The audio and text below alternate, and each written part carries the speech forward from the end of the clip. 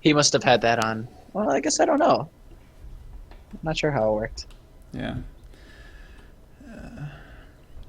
Okay. Well, getting into the draft. Let's see what happens. Radiant team back. Oh, Dire Drow team pick. back. It's really common. yeah. There's first phase drow bans have happened in almost every game I've played or watched or anything like that, pro or amateur. It's just a really strong hero. Yeah. Timber saw too. Even with the Radiant reactive team armor back. nerf, he's still super strong. Yeah, he's just one of those heroes that you really don't want to have to pick up certain heroes just to Yeah. deal with him. I think of Anti-Mage as a carry, mostly because I really enjoy playing Anti-Mage, but he's really good versus him. Yeah. But supports like Bane is probably one of the better supports at Yeah. locking him down. Yeah, just without the And disable. yeah, just not very many people want to play heroes like that because you don't want to have to worry about a certain hero dictating what you want to draft. You kind of want to do your own thing. You want to control the draft. So Yeah, plus the Bane can't really do much pressure early unless he goes for levels in Brain Sap. yeah, Or if you which pair is him pretty with common. Mirana. Yeah. Yeah, and that's the thing is like Bane's. I'm kind of shocked at how unpopular he's been because he really is one of those heroes that, like Shadow Demon and like Elder Titan, Yeah. he sets up those arrows. So Right. I guess I'm a little shocked that we don't see him because he's a pretty easy hero and he's just very good against almost every carry with his BKB piercing ulti. Yeah. Reserve fire. So a Slark ban, that's just... Nobody wants to play against Slark, which is unfortunate because I love Slark. Yeah, he's one of those heroes that just once he gets a Shadow Blade, he just kind of becomes a menace for the supports. And The fact that he can ping out your wards and he knows where they are, it's just yeah. kind of a big waste of gold. Yeah, So, like and then he just kills them. So Yeah, and then you can bully him out of the lane early game, but once he hits level 6, he's just impossible to keep away. Elder Titan first pick, which is probably expected. He's one of the better supports this patch. yeah, definitely. Miran is still in the pool. Faceless Void just got banned out, and I think he's one of those heroes that probably he pairs really well with Elder Titan. Right. And with Mirana still being in the pool, I think we might pick her, or we might see her. Yeah. Since she's a pretty popular hero. Yeah, plus the Elder Titan discourages a Morphling pick just because his natural order will completely negate any armor that Morphling gets from his agility stacks. I forget about that every time I play Morphling, and then I just, I'm walking around like 30 minutes in, having like almost 40 armor, and it's just all gone the second is around. Yep. We see Shadow Demon. Shadow Demon's actually pretty good at saving heroes from things like Elder Titan and Mirana as well. So, and on top of that, I think if this Alchemist is going to go Radiance, we're going to be able to see a Shadow Demon also being able to benefit from pushing out those lanes and being a little richer. Oh yeah, I definitely see the Radiance Mana style coming out. And Ancient Apparition is a response to that Alchemist pick, so he's going to have a hard time. Yeah, that's without a doubt that's one of the things you have to look at right now is you could have picked up the Shadow Demon first Yeah. and maybe an offlane or something else. By first picking an Alchemist, which isn't really it's not a very fought after pick anymore, and you basically set yourself up by banning Timbersaw, who is a countered Alchemist, Right. but Faceless Void's not so much, as you probably would have had better luck banning either saving the pick, which is what I would suggest, or not, or banning out an Alchemist, or not the Alchemist, the AA instead. So Right. I think they're going to have a tough time already just from the draft, but if they're playing ahead and the AA isn't these off, then they don't have much to worry about. Ricky Ban is also very, very, I think, good. Alchemist is one of those heroes that doesn't win mid single-handedly, so if you had to play against an Alchemist and a Ricky, you're just going to have a hard time in that lane. Yeah. Yeah. I also like that the Radiant has really tipped their hand much and picked any of their carries, just because it's going to be harder for the Dire to respond, since they'll either have to pick up an offlaner to go up against it, or the second support will have to be the counter to any carries they pick up. Yeah, they've definitely got a lot more time with the reserve time and the 3 picks that they have left. They can pretty much set themselves up because when you have an alchemist, you kind of know that the other carry that they're going to have, if it's a mid alchemist, is they're going to be looking for a carry that comes online pretty quickly so that alchemist can just farm. So Radiant are in a really good position to kind of control the rest of the draft. Yep. I'm kind of shocked that they choose to ban out the Mirana. I don't know. Yeah, and maybe they're seeing the Shadow Demon and thinking maybe a support Murana will come up and he can set up a nice arrow from long way away. Yeah. The thing with Mirana though is if you're going to keep it as a roaming Mirana, you kind of want to have a carry that has, or a mid that has kill potential. Yeah. And what they've actually done is, with an alchemist, is they don't have any kill potential really. He just can't do a whole lot. So even if they get the Shadow Demon and the Mirana arrow hits, at a low level you don't have a whole lot to worry about. Yeah. And because they haven't picked their mid, they could pick something like a DK where that wouldn't be an issue. Right. So, and it's the same thing as when you have an offlaner like Tidehunter, there's just, I mean, you don't have to worry about a Mirana because it's not gonna, a Mirana and Tide can't get very many kills, if any. Yeah, the Tidehunter is mostly for mid-game setting up the team fights with the Ravage. And he's a very sustainable offlaner with the Kraken Shell since he can go into the jungle eventually. Yeah. The Tidehunter with the Alchemist I think is good because Tidehunter is one of those heroes who does have the space because of the fear of his ultimate, where he can basically just, the rest of the team as 4 can go and hopefully win fights or just not throw fights so that Alchemist can split farm and or split push and get a lot of farm and become really big. Yeah, yeah, that's definitely one of the benefits. Sand King probably going to be the offlaner for the Radiance with the new build where everyone pretty much goes maxing out Burrow Strike and then maxing out Caustic Finale. He's kind of like a pocket Darkseer in the sense that he makes it really hard for there to be a melee farmer. Right. So I think his ultimate is on par with Tidehunter's, so in terms of team fight potential. So yeah, especially once even in that area. Especially once he picks up an Aghanim Scepter and his Burrow Strike just gets double the range. Like he can just initiate from so far away, especially with a Blink Dagger. He can just pop in, stun so many people, and then throw out the epicenter.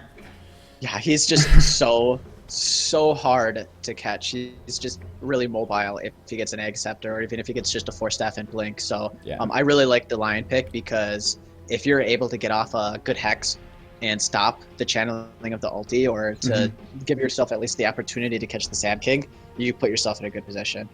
And the Lion is also, he's right up there in terms of being able to be offensive and defense at the same point of the Shadow Demon. So 2 pretty good zoners, I guess. A lot of ganking potential though. So I just don't think that they're going to have the kill potential mid lane that they would have if they hadn't first picked Alchemist. Right. Yeah.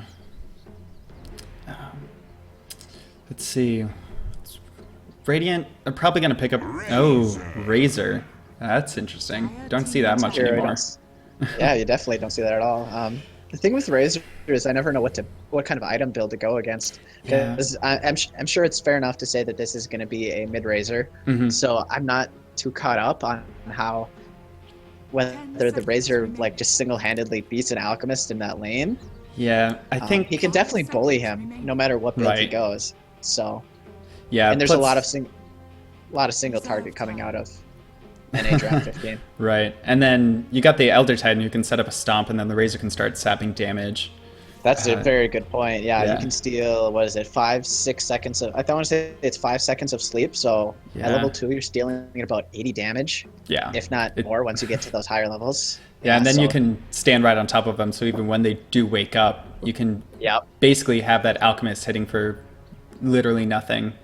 Armor reduction coming out of Natural Order on top of Eye of the Storm, so they're going to be able to do quite a bit of damage. Against a hero like Alchemist, if they can get the perfect setup. Right. And I think Razor could even go for maybe an Aghanim Scepter build to try and help push down towers if they go for a more late game safe lane carry.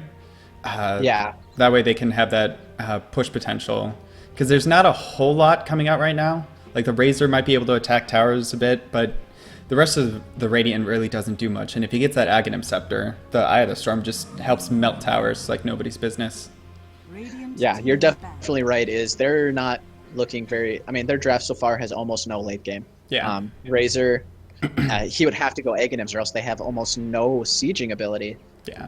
The ban from the Sven is really good because that's what they want. Is they want. I mean, the Radiant would really benefit from somebody who gives a lot of armor and adds some survivability to the creeps, especially into stuff like Acid Spray and other spells. Yeah. Dire really kind of lacking a lot of damage. Aside from the Lion ulti, they don't have any way of blowing up any heroes, so... Yep. Ooh, Lifestealer, there we go. There's our sort of late game hero. Yes, he definitely fares pretty well against an Alchemist. If a Lifestealer gets about the same amount of farm as an Alchemist, I'd say Lifestealer wins. Simply because if he is going Radiance build, you just enrage and you just blow him up.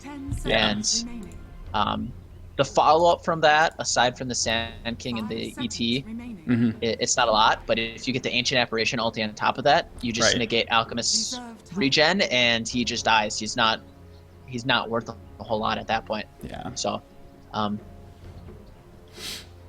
NA draft looking for a carry as well. And Gyrocopter. Last pick. There's one of those carries that comes online and wants to fight. Yep. He's definitely their good mid-game carry to help them transition while the Alchemist tries and farms up a couple of items. Because the Alchemist probably won't do a whole lot until he gets at least a Radiance, a Mana Style, maybe even an Octarine Core. But the Gyrocopter will help bridge that gap since he gets a Helm of the Dominator, maybe an SNY, and he can start throwing call downs and get the flat cannon going.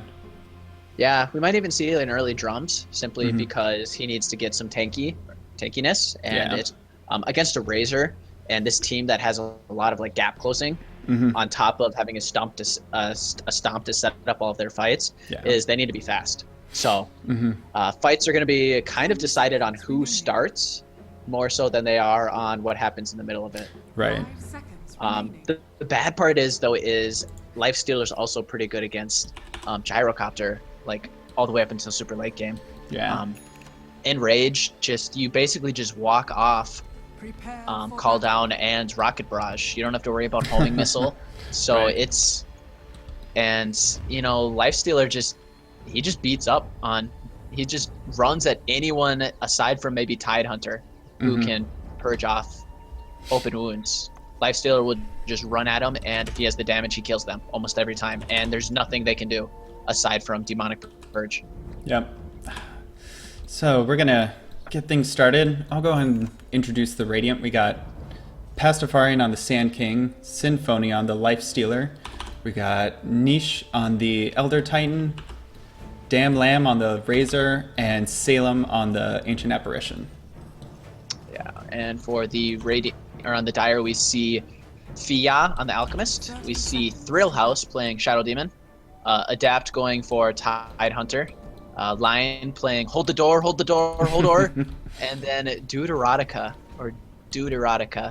playing Gyrocopter as the carry. So it looks like Radiant, we're hoping to find someone over in the Dire jungle doing some warding. But neither of them find each other. They're each going to take a rune apiece. Definitely want to secure that boundary room for the Alchemist early, get him a nice head start. Yeah, definitely.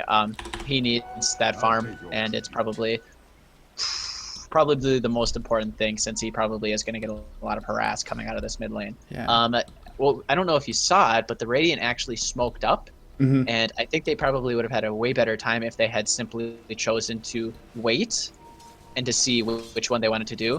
If they had waited until they got to the Ancients and then smoked, they would have had more time to see where they were going, or where the Dire were going. Yeah. And it looks like we have a Sand King mid, and the Razor is going off lane. So this is definitely it's actually a good call, I think, because the Caustic Finale will help bully the Alchemist away, and he won't be able to get many last hits. Yeah, definitely. It's currently what they're doing with these lanes is they're simply trying to beat up the Alchemist, and they're going to get a lot from it, I think.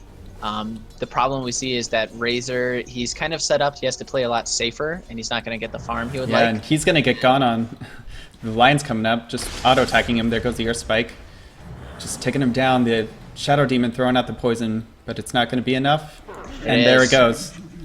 Yeah, Yep. it was enough. Yeah. Lion definitely came around, and at level 1, that's when Razor's going to be weakest, since you know he has that static link already. So you don't have to be worried about the purge or slow from unstable current.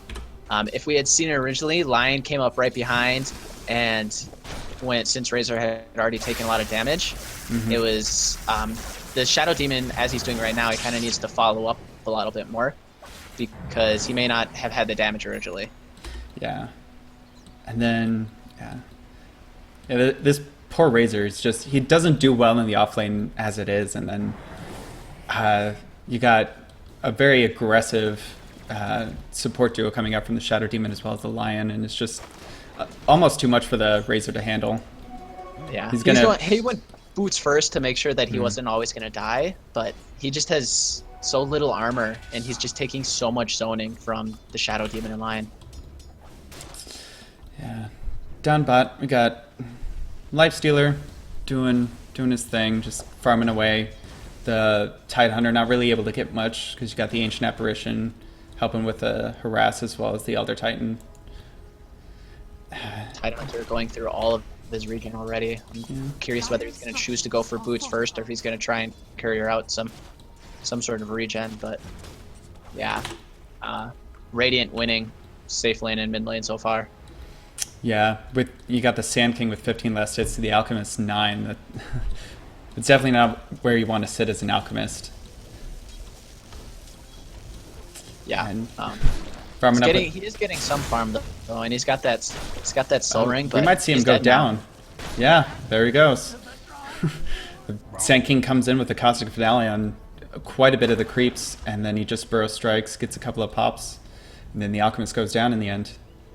Yeah, there's a lot of damage coming out from those Caustic Finales, and Alchemist isn't a very tanky hero to begin with, so I wouldn't be shocked to continue seeing Sand King win a few lanes. Yeah, and Sand King's trying to come help top. Razor just getting harassed way too much, dropping down to 125 HP. He's Sand King hoping to get something, but he just rotates top for a bit and is coming back down mid. You see the actually have a really good rune right here, so they'll always be able to tell when Sand King is rotating. Yeah. Got the Alchemist coming up. Decision. How the Alchemist is able to get the bounty rune in the end. The Sand King wasn't able to turn around and get it. They do disrupt him up. He's getting pushed back a bit. Going on the Shadow Demon, actually. He might be able to get this kill. Yeah, the Caustic Finale is going to pop. He's going to get taken down. Oh, the Razor comes in. Razor comes in to kill, steal it. Nice. They just want to get him a little bit of farm. The Sand King pushing back the Lion. He's going to go down to the Lion. The Razor, meanwhile, just stapping all this damage, hoping to maybe get a return kill on the Lion. And he will pay for it, but he gets 2 kills in that. You know, it's a 2 for 2, but the problem is you just traded your mid laner and off laner for 2 supports. Pasta choosing to go back in to burrow strike the Lion when he could have just burrow strike out if he had burrow striked up to his base. Razor might have been dead no matter what. So, right. Yeah, he was trying to. Yeah, he was trying to help save the Razor, but I don't know. It's kind of one of those heat of the moment things. You don't really know what's going on, and you're just trying to save someone. He did his best, but it just wasn't enough. Good heads-up gaming coming from the Gyro to come down to the wave instead of continuing to farm, because that was able to get him that kill on that Sand King. Alchemist finally hits level 6, so he's going to have that Chemical Rage to help him out of the lanes. Help with that regen, especially against this Caustic Finale that the Sand King just keeps throwing out. The Cold Feet on the Alchemist, he might go down to this. Yeah. They were able to get a nice Burrow Strike as well as a nice Cold Feet coming in from the Ancient Apparition who rotated up mid. And that was a great time to rotate because Alchemist is just now starting to get back to where he was. He's got 22 CS starting of when he had almost none. So that was a great time to get a kill. Yeah. And he was definitely in a good position, or the Alchemist was in a bad position to get gone on because he was almost across the river. And he was just going to head up high ground, and then the Ancient Apparition comes in, helps, and the Burrow Strike sets everything up. Sand King actually probably looking to get a kill on this on this Alchemist again now that he's got his ultimate up. So Can you see here it is. The Burrow Strike just short. He throws out the Epicenter. The Cold Feet as well comes out and might catch the Alchemist. He might go down. Yeah, the Cold Feet comes out. He's regenning up though throughout this. Burrow Strike's about to come off cooldown and he will kill him. Oh, maybe. It's quite a bit of regen still. Maybe looking to Sand King. trying to deny himself to the Ancient, and there he goes. He's able to get the deny. Yes. That Alchemist regen is nothing to trifle with.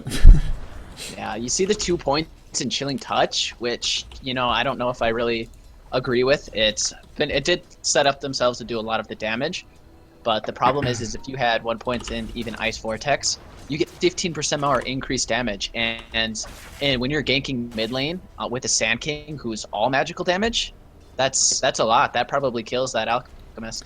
Yeah. But I think he went in the high levels in Chilling Touch just to help bully that Tidehunter out of lane. It was just a holdover from that skill decision. Yeah. Yeah, you definitely have to weigh it. The problem with when you have a Tidehunter is he's got Kraken Shell, which is basically a poor man's shield. So you're not going to be able to zone him out even with Chilling Touch. But this Lifestealer just 49 and 5 right now at 8 minutes into the game. He's almost got his armlet. Yeah, probably gonna look into a Deso after that, or maybe an Echo Saber. Not sure how popular Echo Saber is on Lifestealers these days, but it's definitely an option. Fairly popular. Honestly, he benefits the most from the slow, on top of him already being pretty fast and being able to chase down these heroes. And then he also really needs that magic, or that mana regen. So Razor Lifestealer even less. Oh, we got a DC from the Lifestealer. Yeah, came over and he was just sitting there. It's a little strange, but that gives us some time to look at some items. You got Sand King's just sitting on Arcane Boots and a Bracer, maybe for the tank, or maybe build that into a Drums. Alchemist, he's about halfway to his armlet. He's got the Helm of Iron Will as well as the Gloves of Haste. Ancient Apparition just sitting on brown boots, Elder Titan on brown boots. And we saw that the Lifestealer is almost to his armlet. Got Gyro, who's sitting on phase boots as well as Aquila. And Tidehunter just has a Bracer and a Ring of Regen. So maybe he might look to build that into a mech, or maybe a hood into a pipe, which might actually Ring do. of Regen also builds into Drum now, so Okay. I don't know if it'd be. They probably would get a lot of benefit out of him or Gyro having it, and since he needed it for laning, that might be the case. But I think we might see the Tidehunter build a pipe just to help mitigate the Sand King's damage, and maybe Gyro picks up the drum. yeah, a drum on the Radiant or on the Dire is absolutely needed, especially against an Ancient Apparition and the Sand King. A pipe at least helps you mitigate one of those ultis to an extent. Maybe not the whole thing, but you know, you at least want to be able to, with a Shadow Demon, disrupt somebody so that they don't take any damage out of it. And then Alc just has that regen anyways, so if he gets hit by the AA ulti, he's probably dead no matter what. Yeah. So as we're waiting, just gonna do the good old check out everyone's what are these called? Effigies. There we go. I never remember names. I like this Shadow Fiend. Kind of disappointed you don't see him much anymore. It was quite fun to watch. Yep. Yeah, I played a lot of Shadow Fiend back in, what, 6.84, 6.86 when he was really popular. Back And before the magic resistant Crete aura. yeah, in every camp basically, on top Yep. of adding 15 mana cost to his raises. Yeah. So Those were the I days. missed him. I don't think he's as bad as everyone says he is. Yeah, it's just you I would- got more mids that can do a little bit better job of what he does. Just kind of that right clicker. His benefit was just simply because he could come back with so much farm from stacked jungle camps. Yeah. And now it takes him basically like at least four or five shadow raises to kill an entire camp. So Yeah. it sucks. Mhm. Makes me miss the hero, but Yeah. there's definitely the meta's really changed as you see more of these strength heroes becoming popular again. Yeah. Okay. Apparently Gyro's in the bathroom, Okay. taking advantage of this pause. Symphony. Lifestealer is back now, so There we go. I don't know if Lifesteal was doing the same thing for you, but he's kind of like chatting. He's got his mouth moving up and down. And, yeah. yeah. He's one of those heroes that's very active, just constantly moving, like with the Invoker and having his Twitch. Yeah. If you actually look mid, I think Alex dead. He just used his Soul Ring, Mm-hmm. so he's got 200 health. He's Yeah. got a stack of Caustic Finaleon Plus the and Burrow Strike's Strike. up. Oh, I but think he's the- got that regen. I think they saw the Shadow Demon coming up, kind of helped Oh, pull him back. Because he could have saved him if Sand King went in for a Burrow Strike. yeah, and that 50 HP regen just makes it really hard. He would have had to have Epicenter on to kill him, I think. Yeah. We got Razor Gun Gun on top. Yeah. Just some Rocket Barrage coming out as well as a homing missile. So Rocket Barrage is such a good single target skill. It's just so much damage. Like he got 22 damage for 10 rockets per second for 3 seconds. Like, it's just insane. You just basically walk at people and they melt right in front of you. And the Yeah, cooldown's and on top- 5.5 seconds, so it's just 2.5 seconds of downtime. Yeah, it's a lot of damage. Gyro was one of those heroes that was also really strong for a long time until they nerfed Rocket Barrage and his ultimate. So Yeah. he's still pretty good. He's got the Helm of Iron Will, so we will probably see a Helm of the Yeah, we got Dominator first. Sand King might go down. He's able to Burrow Strike away, but they disrupt up on the Razor. Though he is static linking up this Alchemist. Meanwhile, Gyrocopter comes in and is able to get a kill on the Ancient Apparition on the back lines. Hoping to get the Sand King, but the Earth Spike's off the mark, and he will get away. Got Elder Titan come in, throwing out the Stomp. Oh, here comes the Epicenter from Sand King, able to take down the Lion. Here comes a call down. Won't be able to get anyone since it is level 1. But we still got a fight going. We got Shadow Demon coming up. The Elder Titan throws out the Stomp again on the Alchemist. And I think that might be the such a end. Tower is now. under attack. Radiant coming out ahead of that fight, Yep. stealing some of the stacks, I want to say, with that Epicenter. Or maybe it was Razor, I'm not quite sure. But this entire time, Lifestealer's still just bot, taking the tower. So he's got Yeah. a finished armlet now. Yeah. Yeah, the Lifestealer definitely start to snowball out of control if they don't try and contest him, or if he starts joining these fights and ends up getting a couple of kills. Like he's definitely a force they have to worry about. I don't like Lifestealer not using his ultimate on this hard camp right here.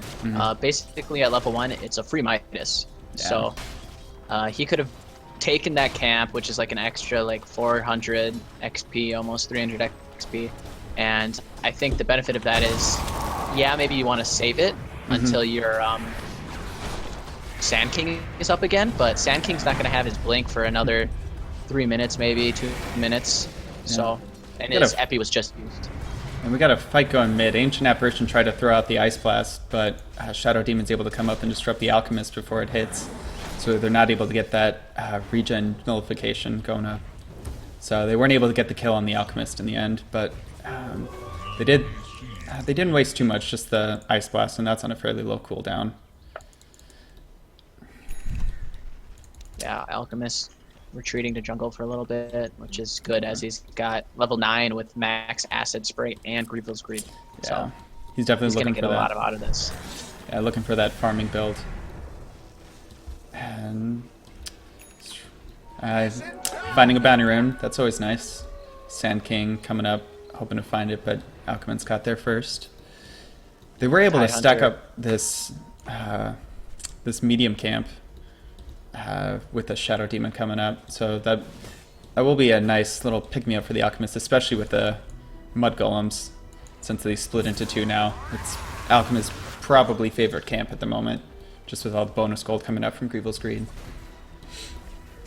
And even with 3 deaths, as you switch over to net worth on the charts, Alchemist is still 1,000 gold ahead. He's gotten a lot of farm, so I don't know if the Sand King mid, while he's ahead of everyone basically when it comes to what he can, like everyone being afraid of him. This Alchemist is just simply going to farm. He's going to push out the wave, he's going to get some CS, and then he's going to go home. Yeah, and Alchemist 1,500 away from the relic, so he's definitely picking up speed now. We've got the Lifestealer waiting in the wings though, just sitting on the other side of this tree line, looking to come up. They got the Ancient Apparition. They might be able to bring him down. They Burrow Strike up. They throw out the Ice Blast, and he goes down. Yeah, he's Alchemist definitely pushing a little too much. They have no vision in the Radiant Jungle, so they don't know where the Lifestealer is, and they don't see where AA or Sand King are. So yeah, and then it's Sand King TP's on the other side of the Alchemist, so he's able to Burrow Strike back and even catch him as he tries to run away. Got another fight going up. The Ravage is popped. The Elder Titan comes in with a stomp, stomps up the Tidehunter. Epicenter's used. The Split Earth comes out, and they get both the Shadow Demon as well as the Tidehunter, looking to get more. Gyrocopter's coming up. They're able to get the Ancient Apparition, and Sand King will go down. So it's a 2-for-2 right now. Razor's coming up. Static Link on the Gyrocopter, throws out the Static Field. Gyrocopter's able to run away with his bonus move speed. Stomped up on the Lion, though he throws out the Air Spike. Might be able to get away. Last hit coming out from the Elder Titan. We got Unstable Concoction coming out from the Alchemist, as well as the Acid. Stomp again, but the Gyrocopter's coming up. Will he be able to find the Deny? Nope. Gyrocopter's able to get the last hit. Holds off on that last auto attack, and is able to get the kill on the Elder Titan. Elder Titan hoping for the Hadouken from the Satyr. Yeah, Alchemist wasn't quite in range. That is in favor of the Dire. Got about an 800 gold advantage for the Dire, which is nice. And it also helps that they were behind for that fight to go in their favor. Yeah, it's really hard when you have fights like that where you get really good ultis and you we got kill. Alchemist goes down to a Burrow Strike as well as a Lifestealer running at him. Yeah, that's what I'm talking about. This Lifestealer, even without the Echo Saber, he just is doing so much damage against the carries, and there's nothing that they can do. Yeah, so Sand King's getting gun on mid. He throws out the Sandstorm. He's able to Burrow Strike away, so he might be safe. Though they do Demonic Purge him up as well as a Hex. They got the mana Drain. And he's gonna be fine. Yeah, it blinks away. They simply have no damage without this Gyro and without Finger. Yeah, meanwhile, Gyrocopter gets a kill on Razor, but Lifestealer is able to get the return kill.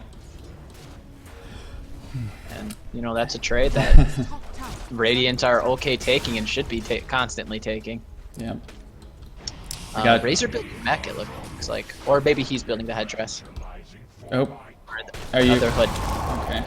Lag there for a bit. Got Earth Splitter coming out. We got Line goes down to the Burrow Strike as well as the Lifestealer coming up. Tidehunter gonna walk into everyone again. Elder Titan throws out the Spirit, looking for a stomp. Burrow Strikes out the Mark, he throws out the Ravage. Just more of a defensive one. Throws out the Anchor Smash, hoping to mitigate the damage. Avoids the sleep. They're looking to get a deny on this tower. Dire's top tower has been denied. Got Sand King just waiting up in the trees. Sand King's got his ulti and sitting on 1,500 gold, so I'm curious what he's going to buy, if he's going to go for a Veil to try and stack on top of the magic damage they have from ultis, or what he actually builds if he goes into an Aether Lens or maybe the Agadims. Yeah, I think I would. How much is Veil? Fails 22? about 20. Yeah, 22, 40. I think I would like to see a Veil come out before an Aghanim Scepter just because it's a little bit cheaper and it'll help boost the damage of the Ancient Apparition as well as the Sand King. It'd be more of a team fight item, which, I mean, they would definitely like more of. Yeah, definitely. Makes him more scary. Just adds on top of the fact that he can solo kill people with his ultimate. Also gives him some armor, which is, you know, some people it's only 5 armor. They might underappreciate it, but Acid Spray only drops 7 armor. So if you could basically mitigate that with one simple item, you know, and he's got the Helm of Iron Will, so he is building Veil. Yeah, and he's got that Null Talisman, so he's definitely getting close. Might see something happen mid. We got Ancient Apparition rotating as well as the Elder Titan. Nope, just maybe looking to back up the Sand King as the Alchemist popped his ult. Gyrocopter looking to build a BKB, which is definitely something I would like to see on both the Alchemist as well as the Gyro, just to help mitigate the Sand King coming in and help last through these fights and not get disabled as much as they have been recently. Yeah, BKB is honestly absolutely necessary. Gyrocopter possibly dead right now. Yep, throws out the call down, but it doesn't happen. Panic. Yeah, and the Echo Saber helps slow him up. They both got those phase boots. They're both so fast. They both have phase boots. We're chasing her down. No, nobody's TPing in, and he's gonna die. Oh. I think they were too busy concerned mid because you have 4 heroes sitting mid for the Radiant.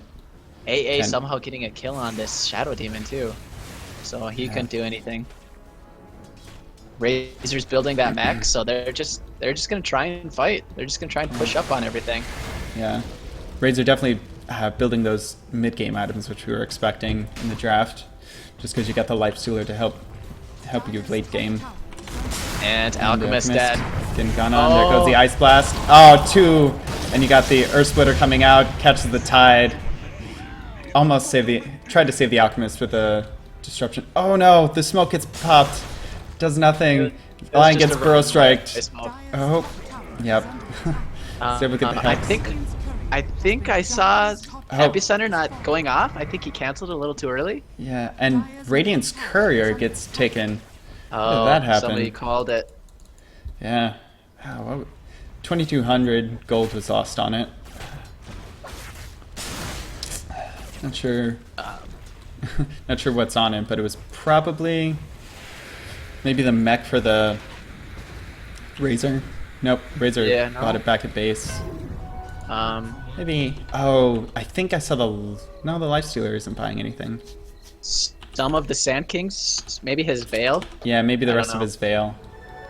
Alchemist finally finishes up the Radiance, so we're going to see him start to accelerate quite a bit. Lifestealer building Deso, very good item. Yeah, help tear down this Alchemist. Yeah, pretty much tear down everyone. Yeah. Since there's not a whole lot of armor on their team, naturally. Yeah, especially with the squishy supports. You got Lion sitting on 680 HP. You got Shadow Demon with 720. Like, they're just going to go down so quickly to this Lifestealer coming up. Especially with the Echo Saber. Yeah, Echo Saber, and if they get a good Ice Blast off, every one of them melts so quickly. Yeah. It's definitely not going to be a fun game for either of them. But Radiant's on the Elk now, so he's farming. That's all he wants to do. Yep. If he decides that he does need to fight, though, it's like you said, he needs to have a BKB if he wants to live. Yeah, but Lifestealer sitting on top of the net worth charts, which is definitely not something you want when you're an Alchemist. He's about 800 ahead of the Alchemist in terms of net worth, which, I mean, it's great for him and kind of bad for the Alchemist. Unless he's able to, I don't know, get a few kills in these team fights. There he gets Echo Stomped. Throw Strike comes in as well as the Epicenter, though he gets hexed up, so it cancels the Epicenter. Alchemist comes in, he throws the Unstable Concoction. Sand King goes down. Razors might go down too to the finger. And is Ancient Apparition going to get chased down by this gyro? They have the unstable concoction. They don't see him. He's able to juke out of the way. Lion's running up, hoping to find something. Lion's got those tranquils. He might catch him. Nah, But Ancient he Apparition doesn't go. makes it to the tower. And meanwhile, Lifestealer TP's out of the Radiant jungle and heads up top. Says, I'm just gonna go farm. I'm on team fight. I gotta get my Desolator, probably get another item. Yeah, that fight was pretty disastrous for the Radiants. They're playing ahead and losing fights like that, especially, I mean, that's the second time Sand King hasn't gotten his ulti, and that was just what we were talking about with the Lion, is a good Hex or a good Disruption. It's honestly all you need, and so you have to be very careful with where you're going to start using that Sand King ulti. Yeah, and I honestly think the only way for Sand King to mitigate that is to get a BKB, because even if he gets a Linken's, like, they have so much single target that they're going to be able to pop it. Like, you got the Hex, you got the Earth Spike, you got the Disruption, as well as a Gush coming out from the Tidehunter. Ooh, Ice Splash just missed the Alchemist, sitting there with the armlet on. So, mid, we got a fight going. Earth Splitter gets sent out from the Elder Titan. Ooh, 4 stacks of poison on it. Throws out the Unstable Concoction onto the Sand King, as well as the Call Down, and they're able to get him with the Radiance Burn. Razor goes down as well to the Gyrocopter. Yeah, wow. Yeah, it needs to be proper positioning by the Sand King if he wants to get his ultimate off for everything that it's worth. On top of that, Lifestealer needs to be a part of these fights now. Yeah, he took the T2, but he needs to. His team needs him. He can pretty much just solo kill the whole team at this point. So yeah, and Alchemist is just like 1,000 gold away from his mana style, like just like that. He's got the Yasha and almost money for the ultimate orb. The key is snowballing out of control. Like, he's overtaken the Lifestealer in terms of net worth. So it's already 1,500 ahead of him, and we were just talking a few minutes ago how he's 1,000 behind. So, yeah, Lifestealer's the only answer to him right now. Dire's bottom tower is under attack. trying to help mitigate the farm. He might get seen. Throws out the Rage. He's going to get the Shadow Demon, though he throws out the Demonic Purge to help slow him down. And the Rage is going to wear off just in time for a Hex and an Earth Spike, as well as an Unstable Concoction, and he goes Alchemist down. getting that gold too. Yep. Alchemist has Manta style now, so Alex going to be getting further and further ahead. Yep, and he's going to look to build in the Boots of Travel next and just split push to his heart's content. And you can see that Alchemist effect. I mean, the Radiant, it just felt like they were winning so many fights. Yeah. And they had that 5,000 gold net worth advantage, and even though they're 6 ahead, it's nothing now, and Alchemist is just gonna... And they've got towers to take. Yeah, like, that's another big advantage that the Dire have, is that they haven't taken as many towers. Like, they still have 2 tier 1s to help take down. Oh, this Ancient Apparition, he TP's just 5 feet. Might have been a misclick. Unstable Concoction, not going to be able to throw it out, stun himself. No real capitalization from the Radiant, but yeah, that was unfortunate misplay from the Ancient Apparition. Probably looking to throw out the Yule Scepter and accidentally hit his TP. They're looking to chase him Is down. that what happened? When you Yeah. said that, he TP'd right back to the tower?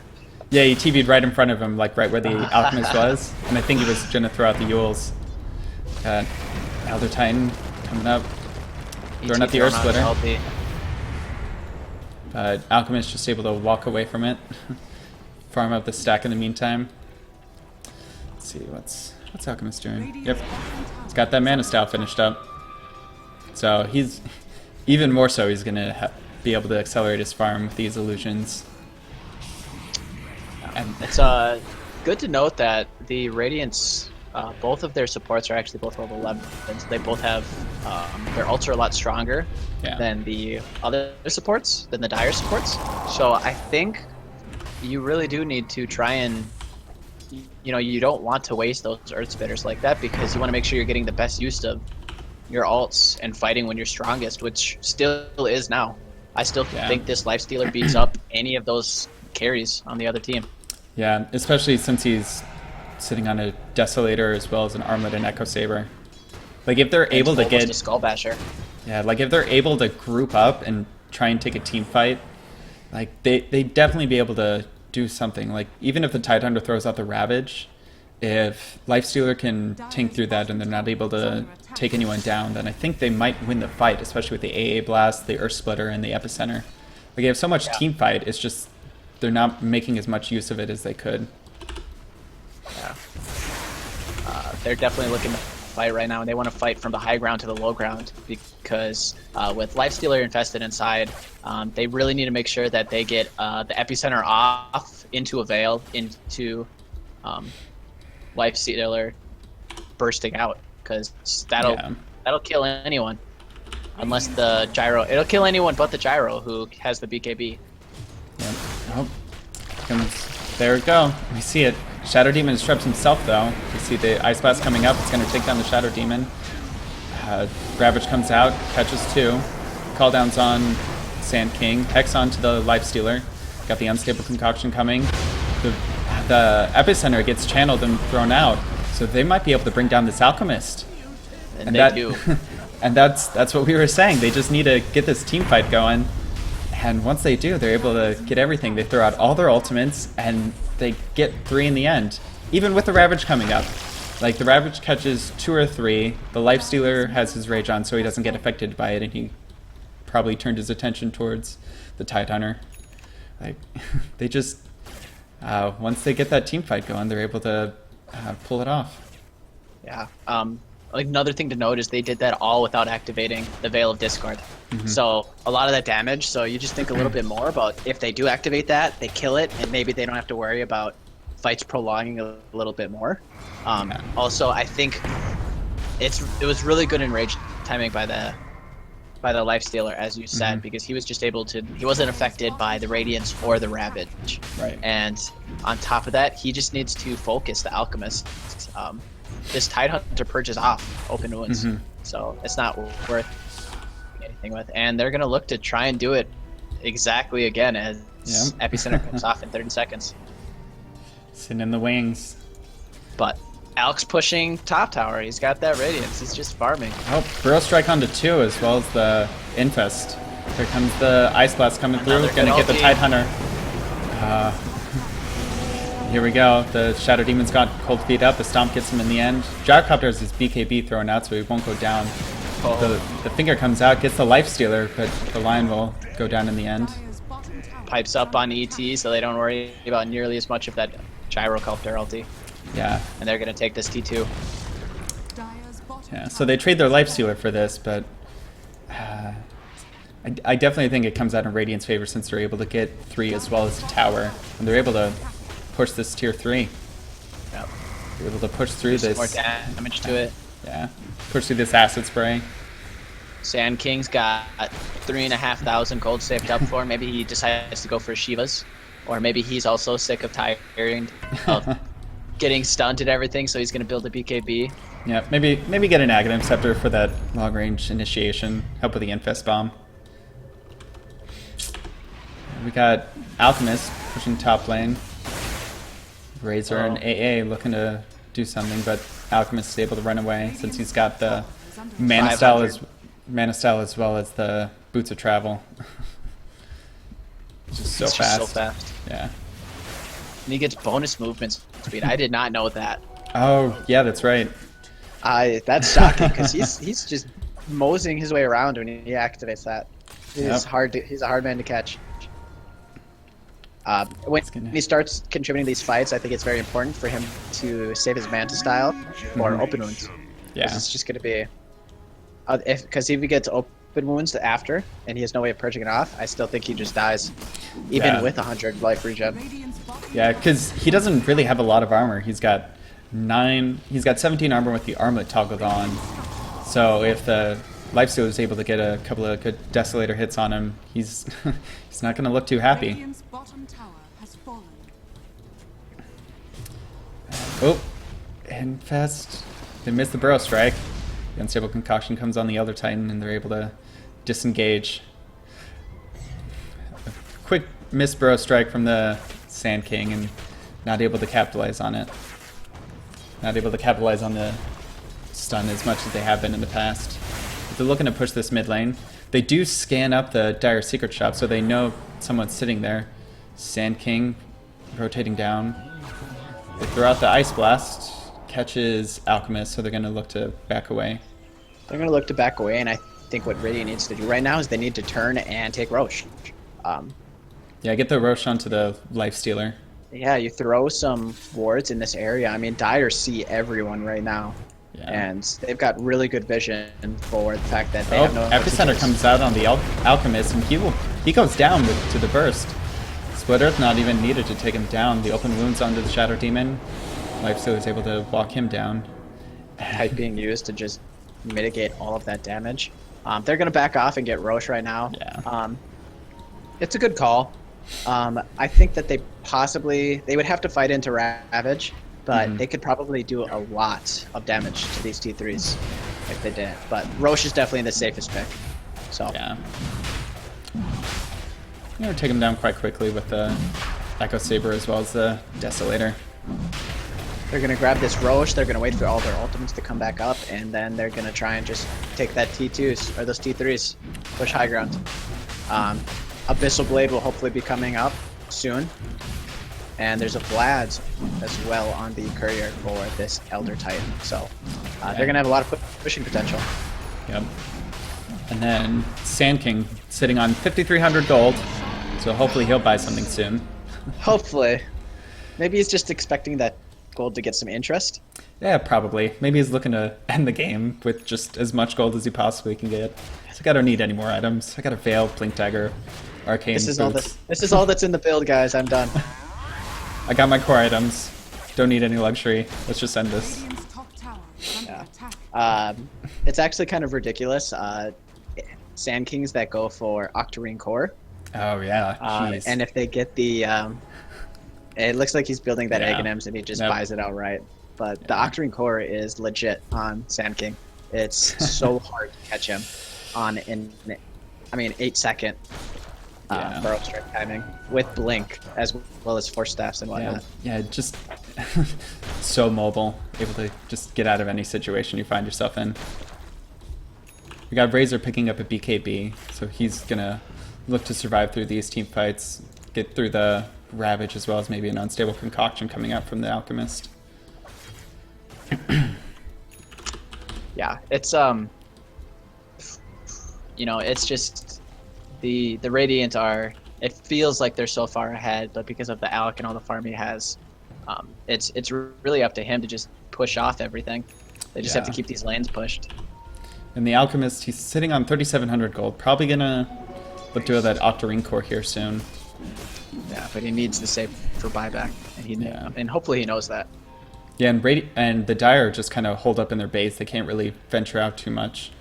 Or either that or they're looking to smoke. Let's see. Yeah, you got a smoke on the line, so maybe they're looking to smoke up and find a kill or two. If they smoke, they have to get a pick off, and it has to be Yeah. as one. Because, and depending who it is it might not be worth it. Because if you lose that fight, if you run into 3 or 4, and you don't have buybacks ready, which, some of them do, only 2 of them do, only the Gyro and Elk, they take a lane of racks. And you have a Radiance and you have a Gyrocopter who push it out pretty quickly, but then you start playing from behind, and that's not where you want to be. Yep, and we got Radiant maybe looking to smoke here. Smoke is 4 with the lifesteal. Oh, whole team smoke. There we go. Big wave bottom, so it's not pushed all the way in. I'd say if it was past this wave, then they would have preferred to go anywhere else. But Dire are just sitting in their base. Yeah. Radiant actually have no vision of where they are except for this Alec who's farming this. So they're probably going to cut across right now. But it's not like they're venturing out very far. And he opts to buy that soul booster instead of saving, and he's actually going to... Oh my gosh, I can't almost believe into him. Sand King should have been able to blink and stun him. I don't think they saw him. I think they saw the smoke get popped on the AA. Yeah, the smoke popped on the AA, so they should have known that somebody was in front of them. AA's almost got his egg in him too. He's got about 1,400 gold, 1,300 gold. Yeah. But Let's see. Radiant are just gonna push up mid now. Bot's gonna push in, so AA Yeah. could actually just throw an ulti down there, get some more farm. But looks like they don't care about that T2. Yeah. They're looking to defend this tier 3 mid.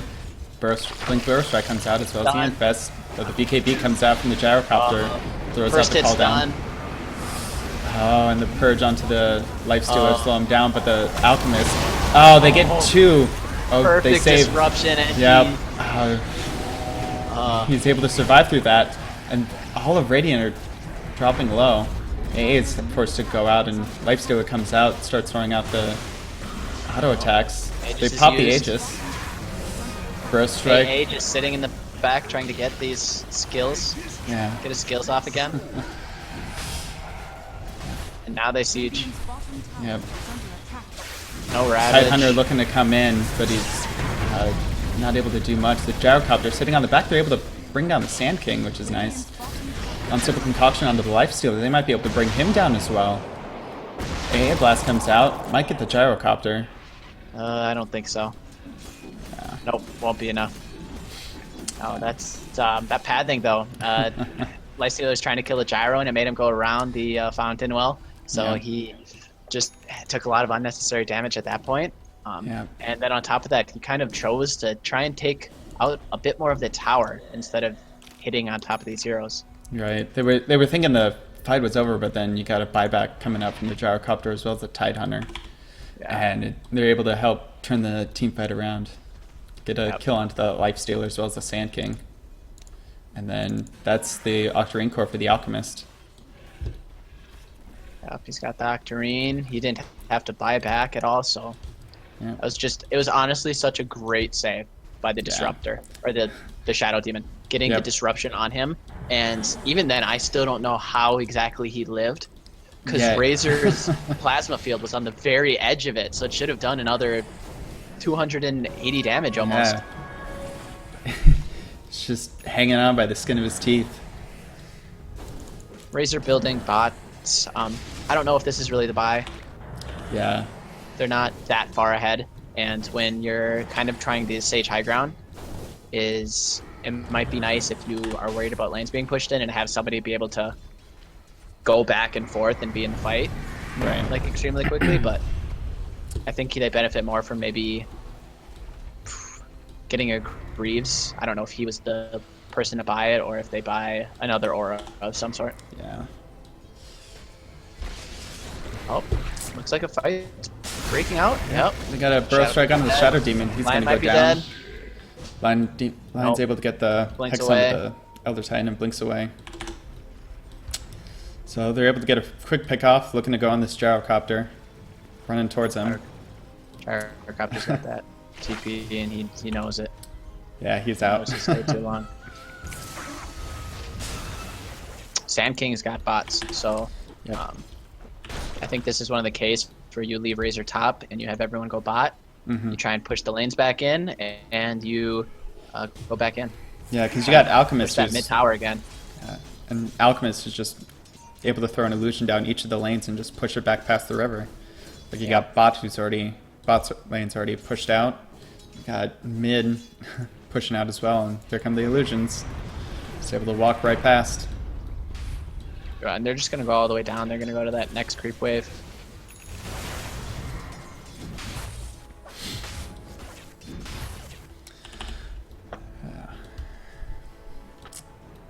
Ancient Apparition has his axe finished up. Elder Titan looking to build into a Force Staff, which I think is coming out right now. Yep. Radiant's bottom tower Then is you under got- attack. Almost got the Abyssal Blade onto the Lifestealer. He's got his Vanguard on the Courier. So He's had that Vanguard for so long too. Yep. This has gotten really slow item progression with these last fights and him dying. Yeah. Alk's now 8,000, almost 9,000 gold ahead of the next person. Yep, and this is where the Alchemist just pushing out these lanes and getting all the farm really helps out, especially getting those couple of kills in that last team fight. Like after that, he was able to finish up his Octarine Core. Like he had 3,000 gold in the bank after that last team fight. He's just getting out of control at this point. Probably look to go into Shiva's guard next. The Alchemist? Yeah. Yeah. Either Shiva's or AC. AC, if I think AC might be the buy because that just gives you more pushing potential with those illusions. On top of that, they don't have any other good people to buy the AC. So Yeah. Let's see. Gyrocopter. I'm looking to buy a butterfly. I don't think this is an E-Blade. I'd be very surprised if Gyrocopter goes E-Blade. probably a butterfly. He wants to be. It gives him a lot of good stats, and Life Stealer is then forced to buy another big item, such as an MKB. And considering he's the only MKB holder, he's. I mean, it's a good item to have. Yeah. They're looking to get something with this smoke coming out from the Radiant, that they're not able to find everyone. All of Dire's just huddled in their base. Yeah, these supports are actually, the supports in Tidehunter are getting so little from the fact of having all of these lanes pushed in. Yeah, like all the farms going into the Alchemist. Like the Gyrocopter is able to get some, but just the Alchemist is kind of choking everyone else out. And that's one of the disadvantages of having an Alchemist on your team. It's almost like the Naga days, where the Naga would just farm up the entire map and everyone else is just kind of scrambling for any sort of farm. Yeah, definitely. And it's kind of a lot like the Tinker days, where basically you had the only place your carry can go is into the jungle, because all other lanes are going to be pushed out too far. So it's hard. It's hard being the supports on the Dire right now, but when you have great high ground that they do, you kind of just wait until you win enough fights where you can take over the map again. Yeah. And I like this hill ward coming out from Dire. It's able to see basically this entire secret shop area, so they can see the Sand King that was kind of posturing himself up near the edge of the cliff. Yeah, Roche is up, so I think maybe they start a fight though. The AI spots miss. Shadow Demon. Yeah, they kill the Shadow Demon. The Sand King comes up. Eldertine might go down in the end. The Sand King goes down as well. Though they lose 3 for that. The Life Stealer looking to come back in.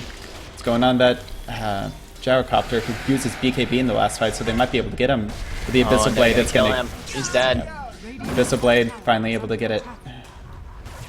And Gyro has to buy back again. yeah, Gonna see no progression towards that butterfly for a long time. But Alex taking top. oh man, He's ratting. He's looking to push in.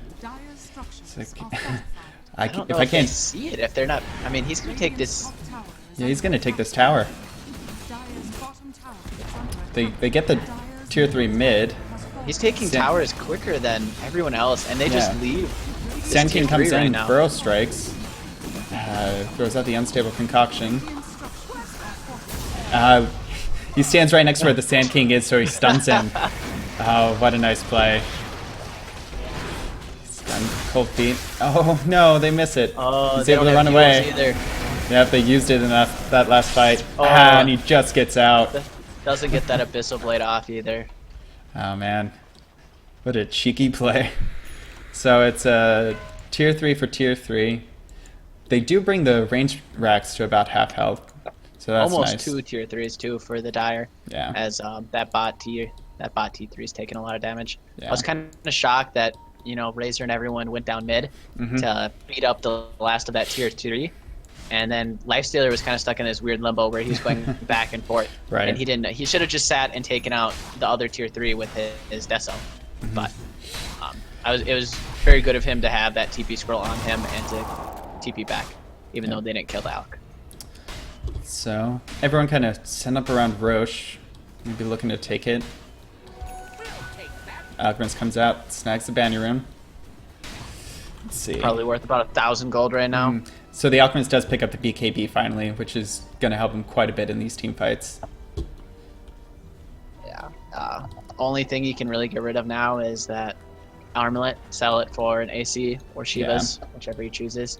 I'd prefer an AC simply because eventually Tidehunter might be able to buy a Shiva's. Yeah, But- and Plus the Alchemist with kind of his role of just running at towers and attacking him, the minus armor aura will definitely help in that endeavor. Yeah, that AC helps him get probably a lot more of a ranged barracks than anything else. Yeah.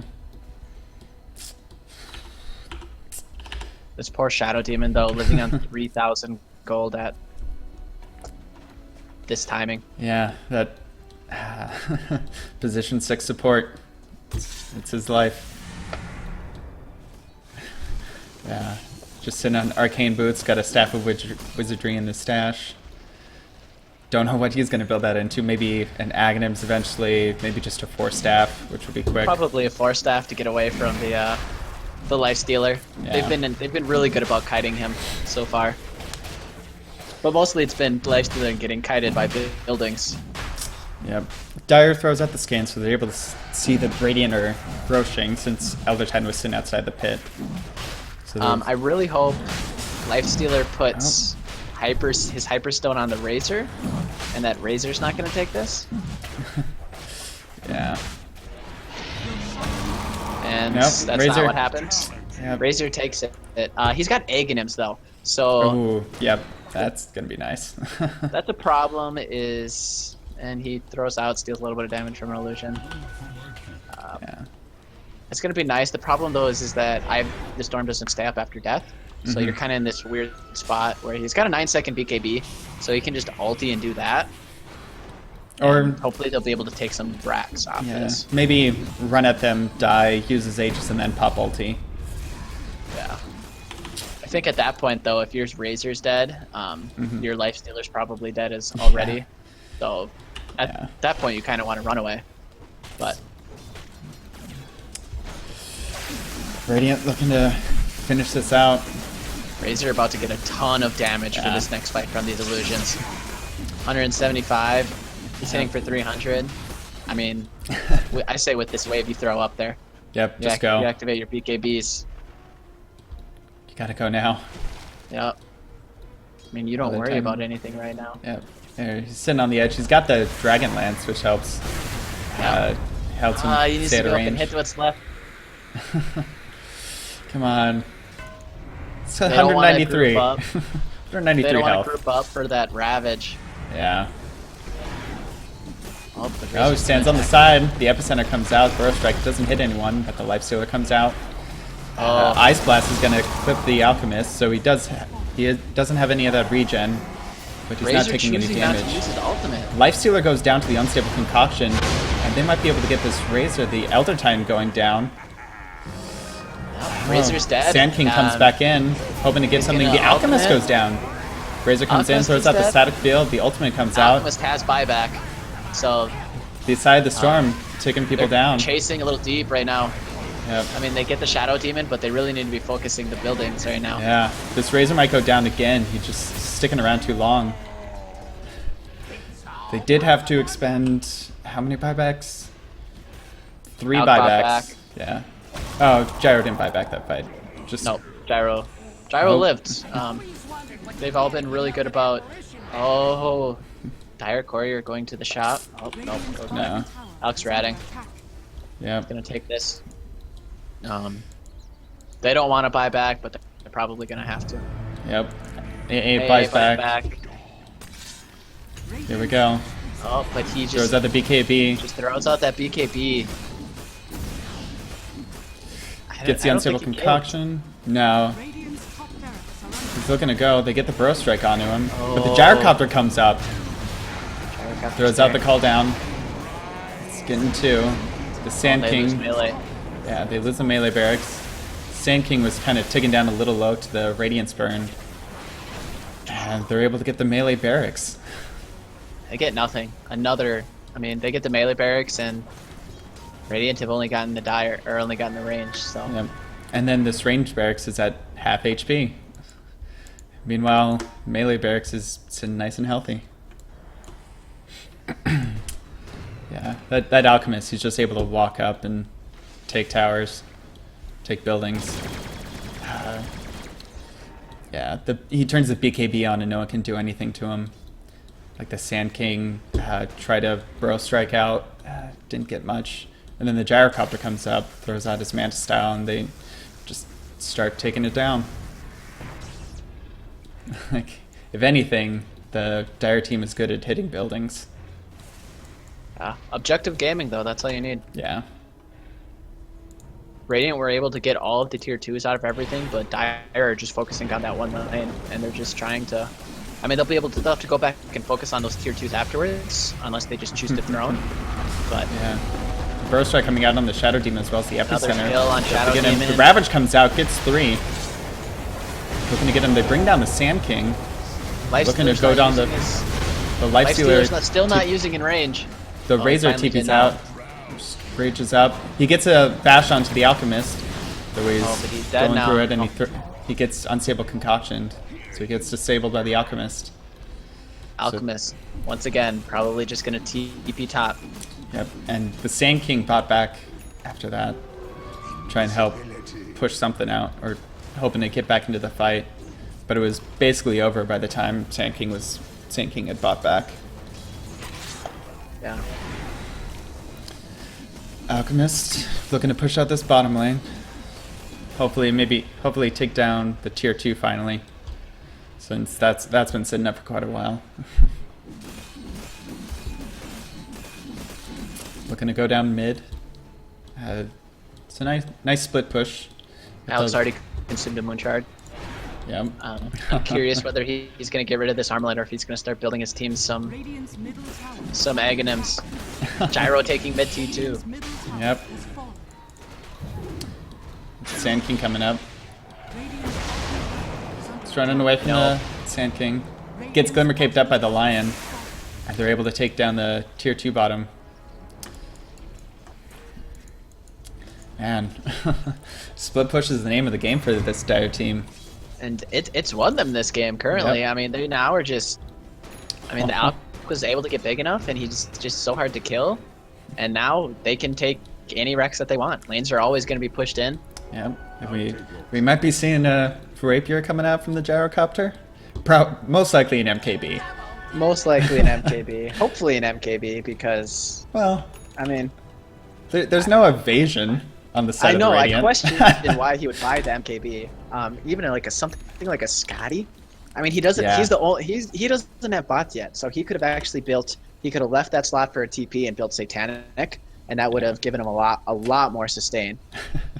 Nah, you gotta go YOLO Rapier. Just gotta end the game. Yeah, I guess. I'm sure that's not it. I hope it's not it. I'll be praying that it's not. Yeah. But maybe anticipating an evasion item coming out. Maybe. Razor already building what looks to be a MKB for himself as well. Yeah. Got that Radiance burn, as well as the evasion from the Butterfly. Yep. Alchemist finishing up an Abyssal Blade, so he turns in his armlet for an Abyssal Blade, and at this Good point, item. Yeah. Especially to lock down the Lifestealer when he goes into his rage. Yeah, you get that base attack speed of like 0.5, or that attack speed of like 0.5. Yeah. Those bashes feel a lot more than 25%. Yeah, you're just able to perma-stun someone. Yeah, especially with the Moon Shard. So, yeah, they're looking, and with no loaded Lincoln Sphere or anything, it's gonna be... He's gonna be able to kill somebody. Yep. Radium, we're hoping to find someone leaning out, farming in the Dire jungle up here, but didn't quite get anyone, so they kind of just smoked for nothing. Yeah, you now see Gyro having more farm than the Lifestealer, so aside from those supports, the Dire are ahead. Yep. And really, these supports, they just want levels, because the Shadow Demon he just wants to disrupt, as well as his Demonic Purge. And the Lion, he just lives off hexes and stuns. Like, they don't really need much. Like, the Lion, he's got a Blink Dagger and a Glimmer Cape, so he's pretty much happy. Like, he would like an Aghanim Scepter, but he has a Alchemist to help give him that. Yeah, I think you get something that gives your ability to survive those fights more. So you either get an Aether Lens, so that you can get that Hex off and stun off, and save your team a little more. The Sand King's in trouble. Oh, they get the Hex onto him. The Lifestealer, though, pops out. But he gets Abyssal Bladed up. Away. Yep, they throw out the Abyssal Blade onto him. Sand King, he's going to go down, and the Lifestealer, he's just locked down. This Basher already paying dividends for the Alchemist. Like, he gets like a first or second hit bash, and then he throws the Abyssal Blade onto the Lifestealer, so the Lifestealer's just sitting there not able to do anything while the Sand King just gets taken down by the Gyrocopter. Alchemist is just so tanky now. Yeah, With that Abyssal Blade that he honestly just really doesn't care about AA ulti at this point. yeah. He's got enough health that he can just slip through it, and he doesn't have the armlet on him, ticking him down. So he's kind of safe there.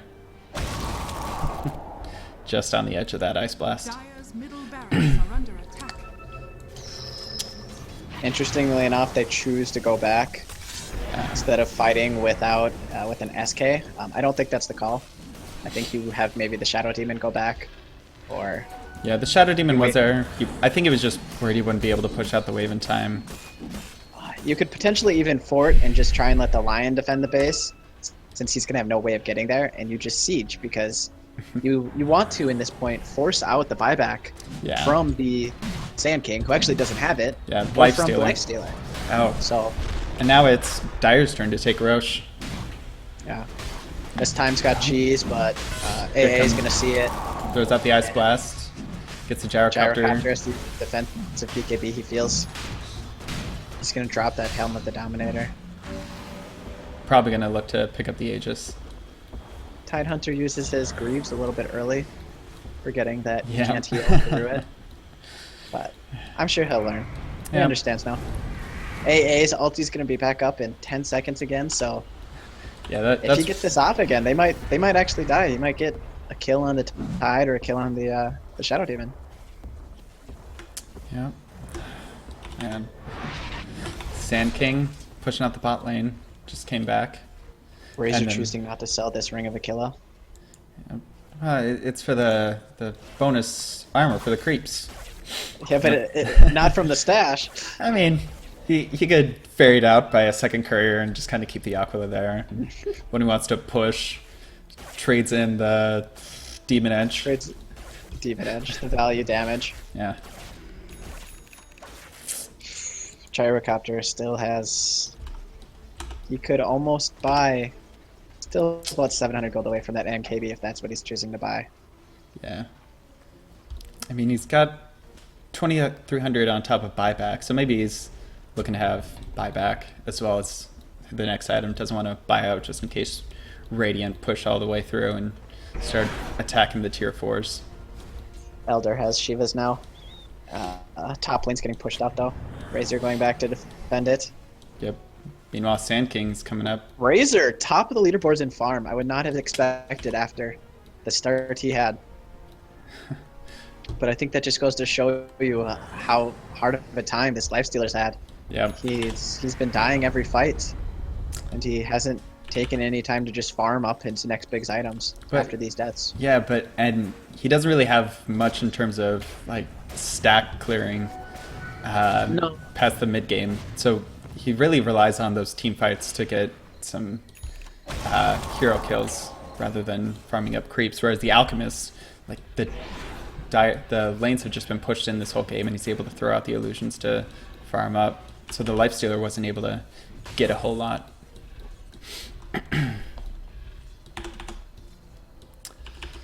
Oh, Aghanim has been given to Lion. He's probably There we feeling pretty go. good about himself. Yep. And they smoke. He's got enough for a second Aghanims. Maybe give it to the Shadow Demon. It saves buyback though. I think that's the call. Yeah. Something disastrous comes. I feel like killing him is it's quite the feat for the Radiant right now, but you know, you find one pick off. Razor's not there. The Dire actually wrapping around it, and they get a Ravage. Yep. Ravage on 3. Call down comes out. Lifestealer once again uses his open wounds on someone who can simply purge it off and is Yeah. now gonna die. And he throws out the Rage right as he gets Abyssal Bladed out. The Elder Titan comes up, throws out the Stomp. He's not going to be able to get away. He They're gets dead. hexed up, as well as your Elder Spike. Titan does not have does not have buyback either. Sand King does not have buyback. And Dire going to rotate Bob with this wave pushed out.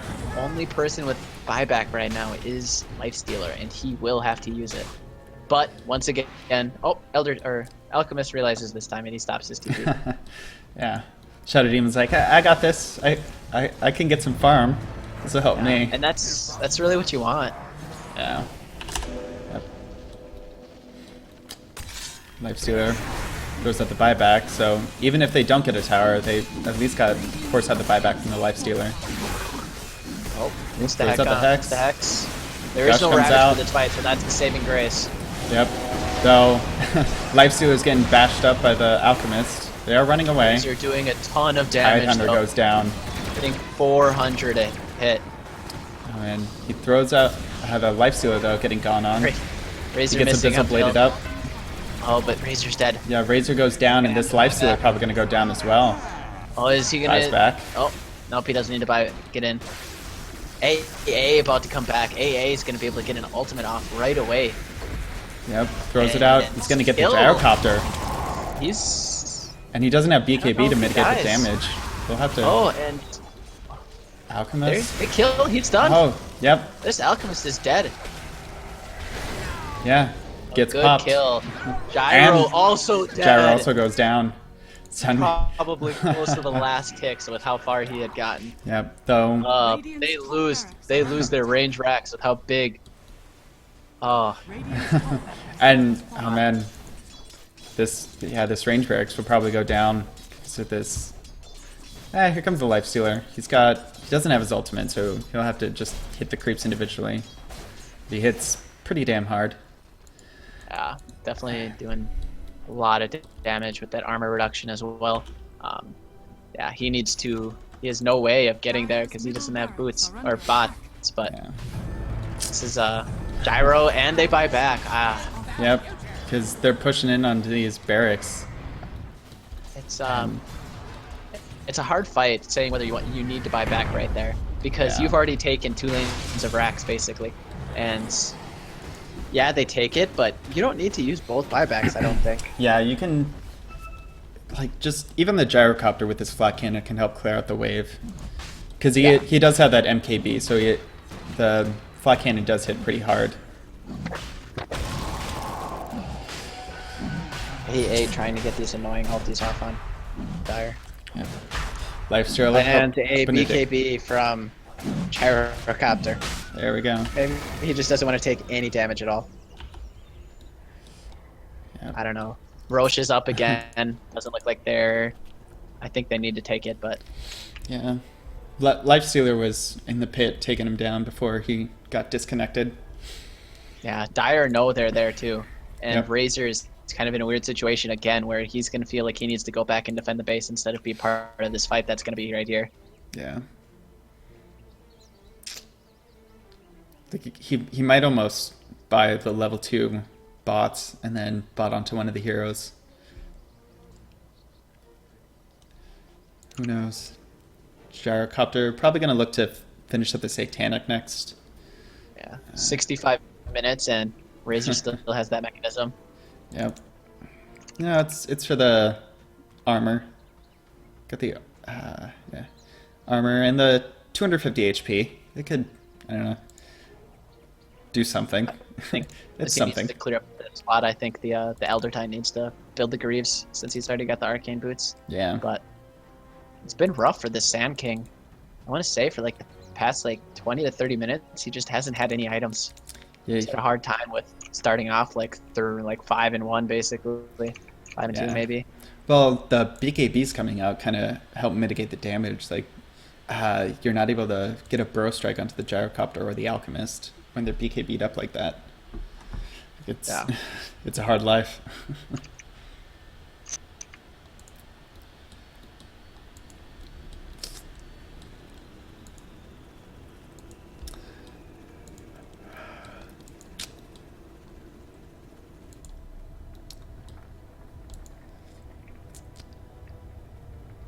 Alchemist has Built another Alchemists. Yep.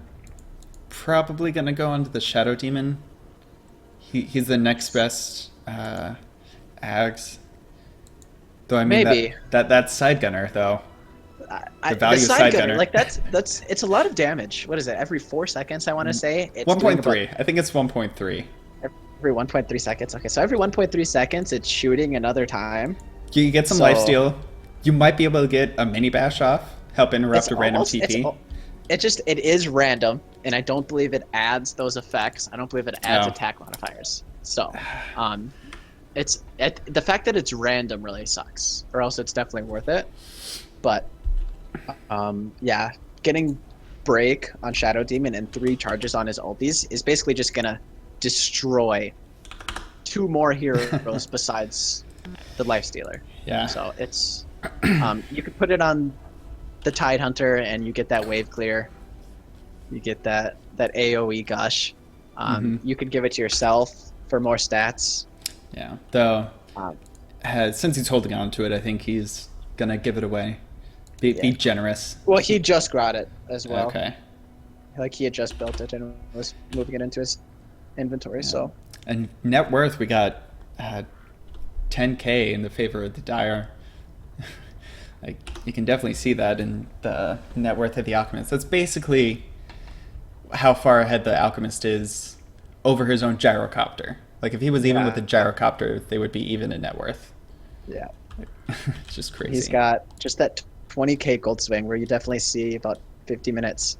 The high ground's not working, and I'm just not being able to push into it. Let's look. Yeah. And the best part about this is game 1. Yeah. I mean, it's not very often where game 1 and 2 are both like just as like long. Usually if one game's long, the other game tends to be a little bit more. It just feels more one-sided because it's not 70 minutes. Right. And it's only the average of like 30 or 40, but yeah.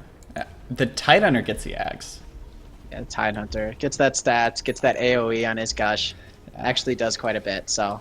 Yeah, and it's a fun Aghanim's. I like it. Yeah, and it'll be nice, especially against like all these non-BKB heroes. Like you got the minus armor onto the Elder Titan, the Sand King, the Ancient Apparition. Razor finishes up the level 2 bots, so he will look to push out the waves and TP back to his team whenever a fight breaks out. It might be fun to TP onto the Sand King when he starts charging the ultimate. The Razor starts TPing onto the Sand King, and then Sand King blink burrow strikes. You get a nice surprise. You probably can't do much, but I mean it'd be a fun little thing. Maybe catch 1 or 2 out. Yeah, similar to those strats where. Since the release of Underworld, there's like a Beastmaster summon with a summoning, and they just all TP onto it. Dire's just kind of chilling in their base. They know not to push out too much. Since Roshan did go down, they're kind of wary on that Aegis. Yeah, they don't. I mean, they did use their buyback, so the fact they don't want to die, because if what happens is they die again, that's when you've got the problems. It's interesting that they're not using the disruption to send him down, or for him to he's not disrupting illusions and sending him to the jungle, because I think that is a way that Shadow Demon probably could have gotten more farm this game. But just Shadow Demon buys the first gem. Very nice. Gonna start to win this vision game a bit. You got 2 wards from the Radiant, and you had a ward up for the Dire, but it expired. So not a whole lot of vision except for where the creeps are. I'd say the Dire they won the vision game simply because of the wards that they had. They had defensive wards when they needed defensive wards. Yeah. And it was able to help them to avoid unnecessary deaths. Because I think a few more pickoffs and they would have lost the games. And I think the wards definitely helped them. Dire smoked up, looking to venture out. They're gonna run into nope. Sand King and Elder Titan back off before they're able to run into him. Alchemist gets Glimmer Caped, goes forward.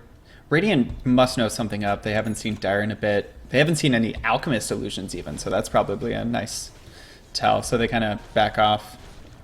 And then the smoke finally ends and they're able to see them hanging around this jungle. Or they take down the ward, that's what happened. Occupants knows or Ancient Apparition knows someone's around.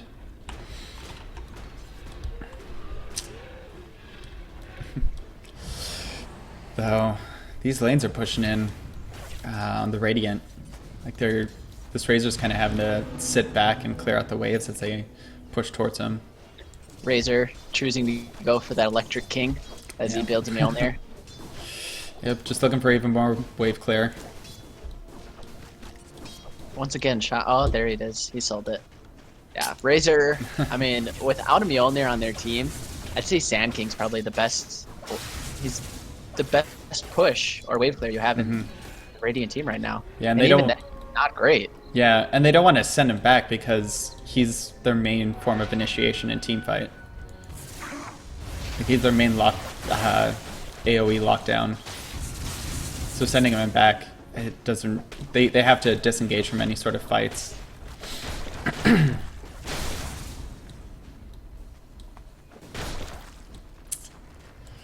Looks like Dire want to push top. Yep. Radiant scan, hoping to see someone. They think they're sitting in that ancient area. I think they're trying to wrap around. Radiant just have no vision, basically. Bunch of wards on this ancient apparition. I think he needs to get out. Because they do have the right idea, thinking that... Because Dire did for a second look like they wanted to push up. Yeah. And they're about to, as their buyback cooldowns come off. Yeah. Got another minute or so on the buybacks for the side of Dire, and then everyone will have it. Hopefully everyone's saving up, which it looks like they are. Radiant smoking once again as they want to go down mid. Radiant want to make the best use of that Aegis. Razor. Top lane's getting pushed in again. Yeah. Razor really needs to be a part of these fights. So. Yeah, and this smoke's not going to do anything because they're not going to run into anyone. And Dire just smoked as well, so. Yeah, I think they know that the Aegis just was reclaimed. The timing. Yeah, so they're like, this is our chance to smoke. There's no Aegis. We have to go now. We have to end this. Like, the lanes are pushed in. This is about as good of a chance as we're going to get. They're hoping to see someone, but they don't quite find anyone. Are Dire going to catch out this Razor? It looks like... Oh, no. They look to catch the Sand King. There's that gush. Close. Doesn't catch anyone. Both teams just kind of backing away. Shadow Demon looking to head back. Shadow Demon finally getting some farm. He's got to be feeling good. He's got these Alk illusions helping him farm up. Here come Radiant though. Looking to cross the river. Fine. Cross the river again.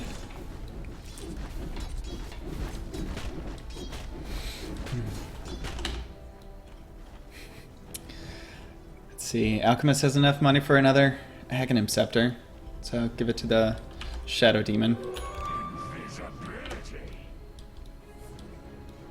Gyrocopter, he's sitting on 6,000 gold.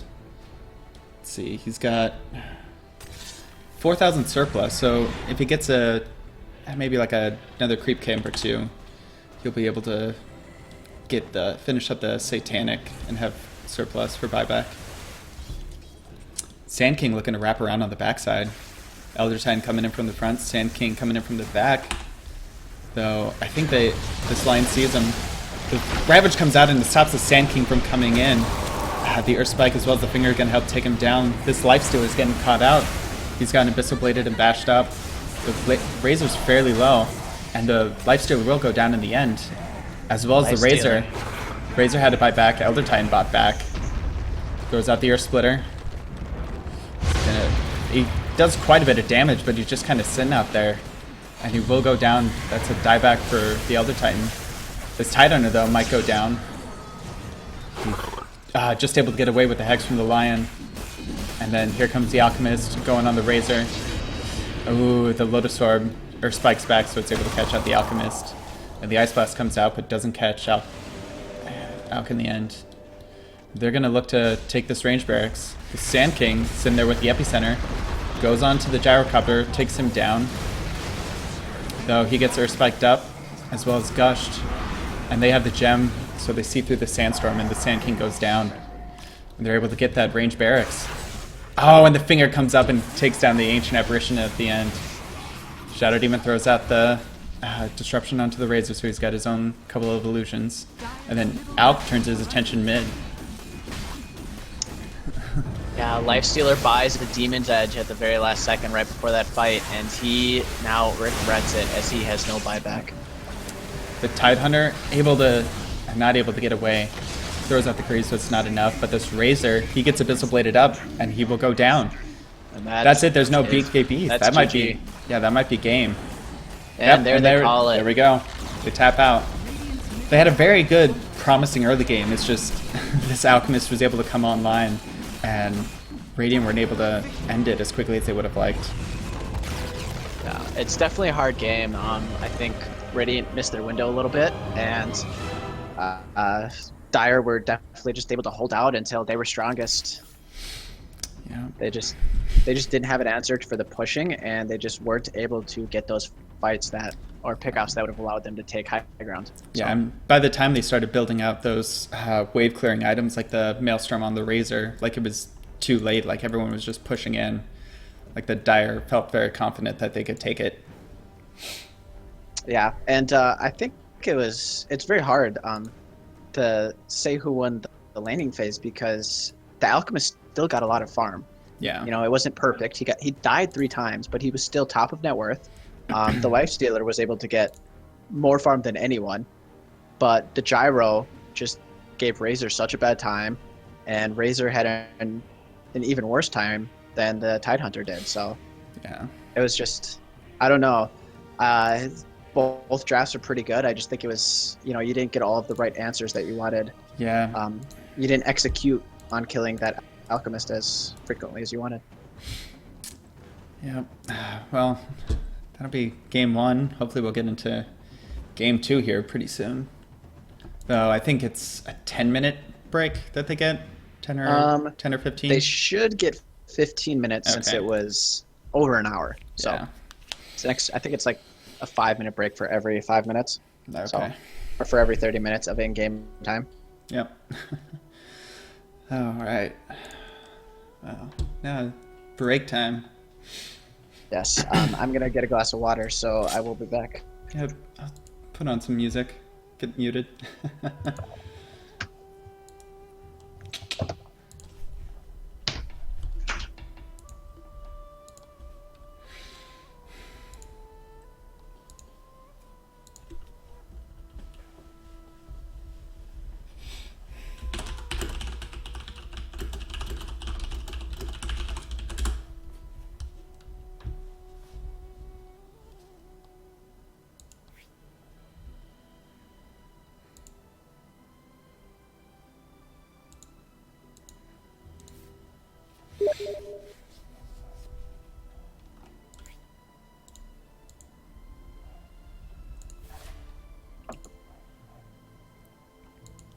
Oh, looks like the lobby's up. Let's see.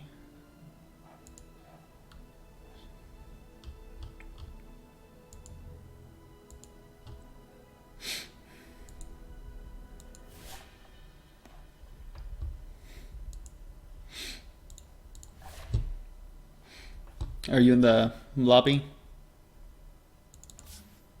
I am not right now. Is it already up? Yeah, it's up already.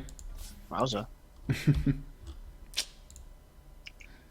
Guess they're looking to just get on this already. I'm sure it's getting late for teams. Yeah. Why And am I not? yeah, I don't have I forgot the password, so just invite me when you get in.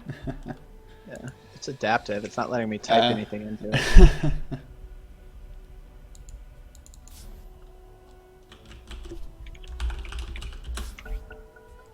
Oh, sweet. Apparently I moved myself.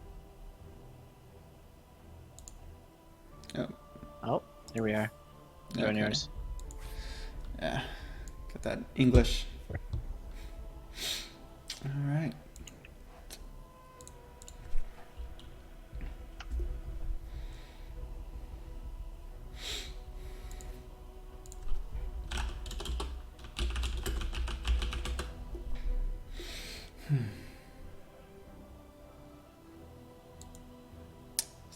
feedback from someone's speakers.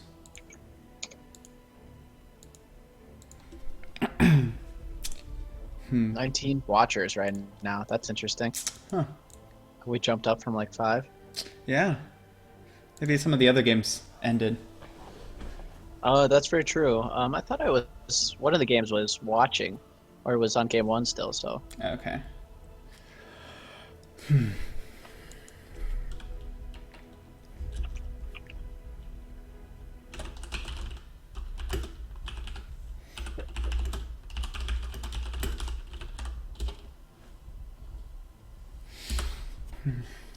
Are you getting any sort of feedback from me?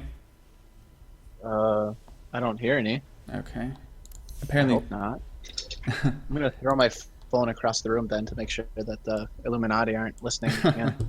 but someone in the lobby said, Yes, yeah, I see that. I'm curious because I can't hear anything and I don't really hear any in. yeah, and I got an open mic on. I raised my threshold a little bit.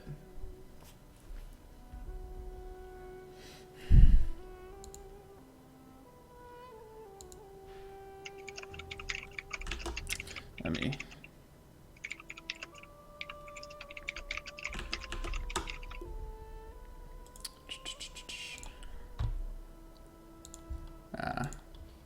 And I typed that into post game. Classy. Nice.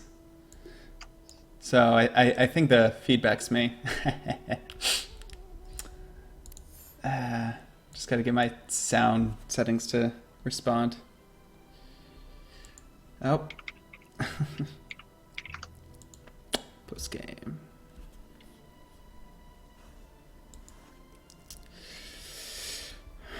Oh man. On my local chat, weekly MMR giveaway. Boost my MMR. Or I could buy high MMR accounts. Sweet. Let's see.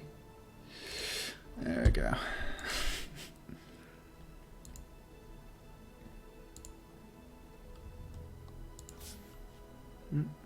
We've been invited to a new lobby. I guess I can't accept it. Accept? Yeah, I can't accept it. I think it's because we're in this lobby already. So just go to the other one. There we are. Yep.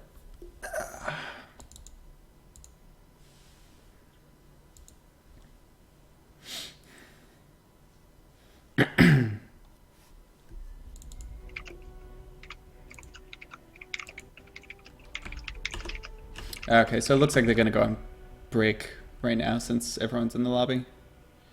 They're gonna go on break right now. Yep. Interesting.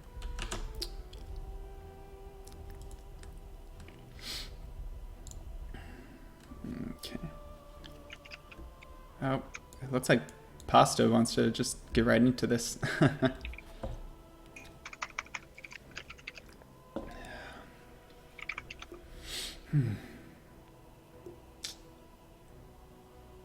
Okay. So.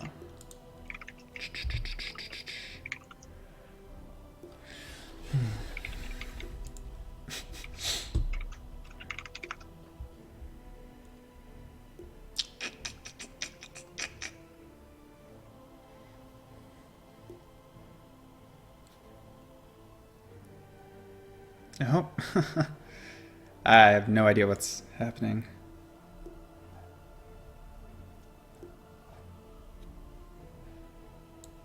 Okay. Alright, my mic should be better now in game. Hey. We'll see.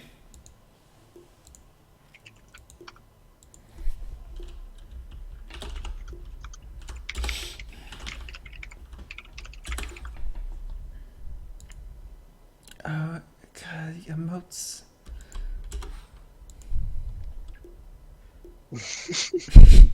There we go. That's what I want. There we go. That compendium muffin or that compendium money to good Yeah. use.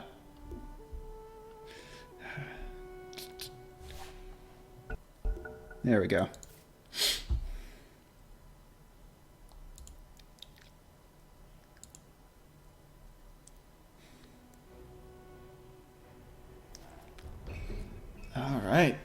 gotten into the draft.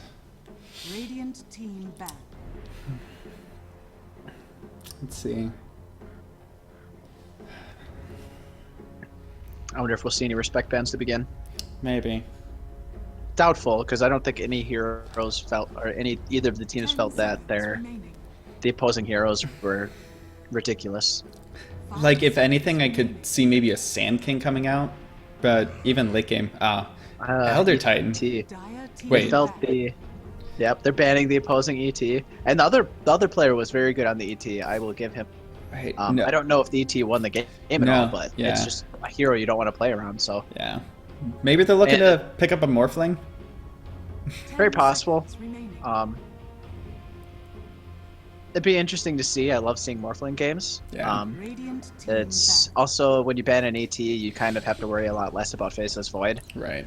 But especially playing either with or against an ET is always hard when there's a void in the game, because you Right. could sleep the person in the chrono or Mhm. you could sleep and follow it up to set up the chrono. So Yeah.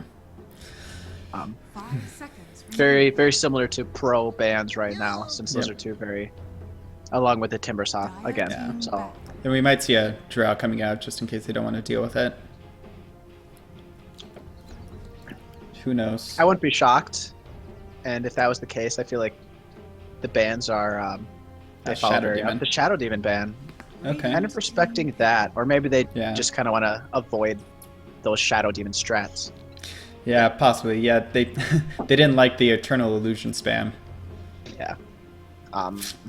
However, this does leave Drow potentially in the mix, 10 so seconds Yeah. maybe we'll see one of the teams make use of her. Yeah, maybe 5 Dire will pick up seconds Drow and someone else. Because I don't think. remaining. Reserve time. Go maybe ahead. like a ranged mid of some sort, maybe like a Storm Spirit, since the Drow really helps him out in lane. Or maybe even a Yeah, Medusa. definitely. Yeah, I think if there's a Storm player, that's always a lot scarier. Oh, using yeah. it as like either in like the last section. Yeah.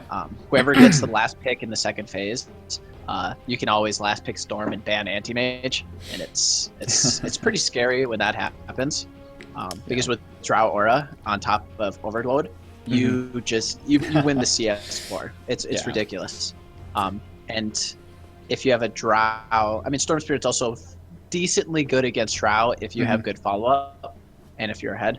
Yeah. But And then Storm really needs like 2 items, maybe 3, and he's just ready to go and just go on his own and take everyone down. Like he gets Bloodstone and 1 item, maybe a Linken's or an Orchid, and he's just able to take anyone. We see a Slut coming out first pick. Dire team pick. Interesting.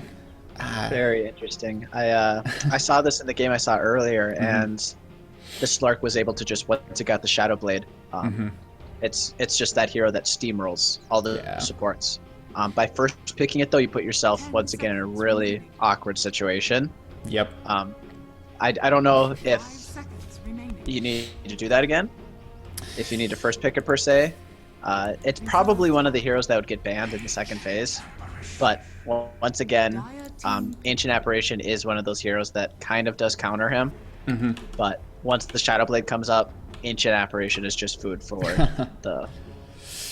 the one who broke out of Dark Reed.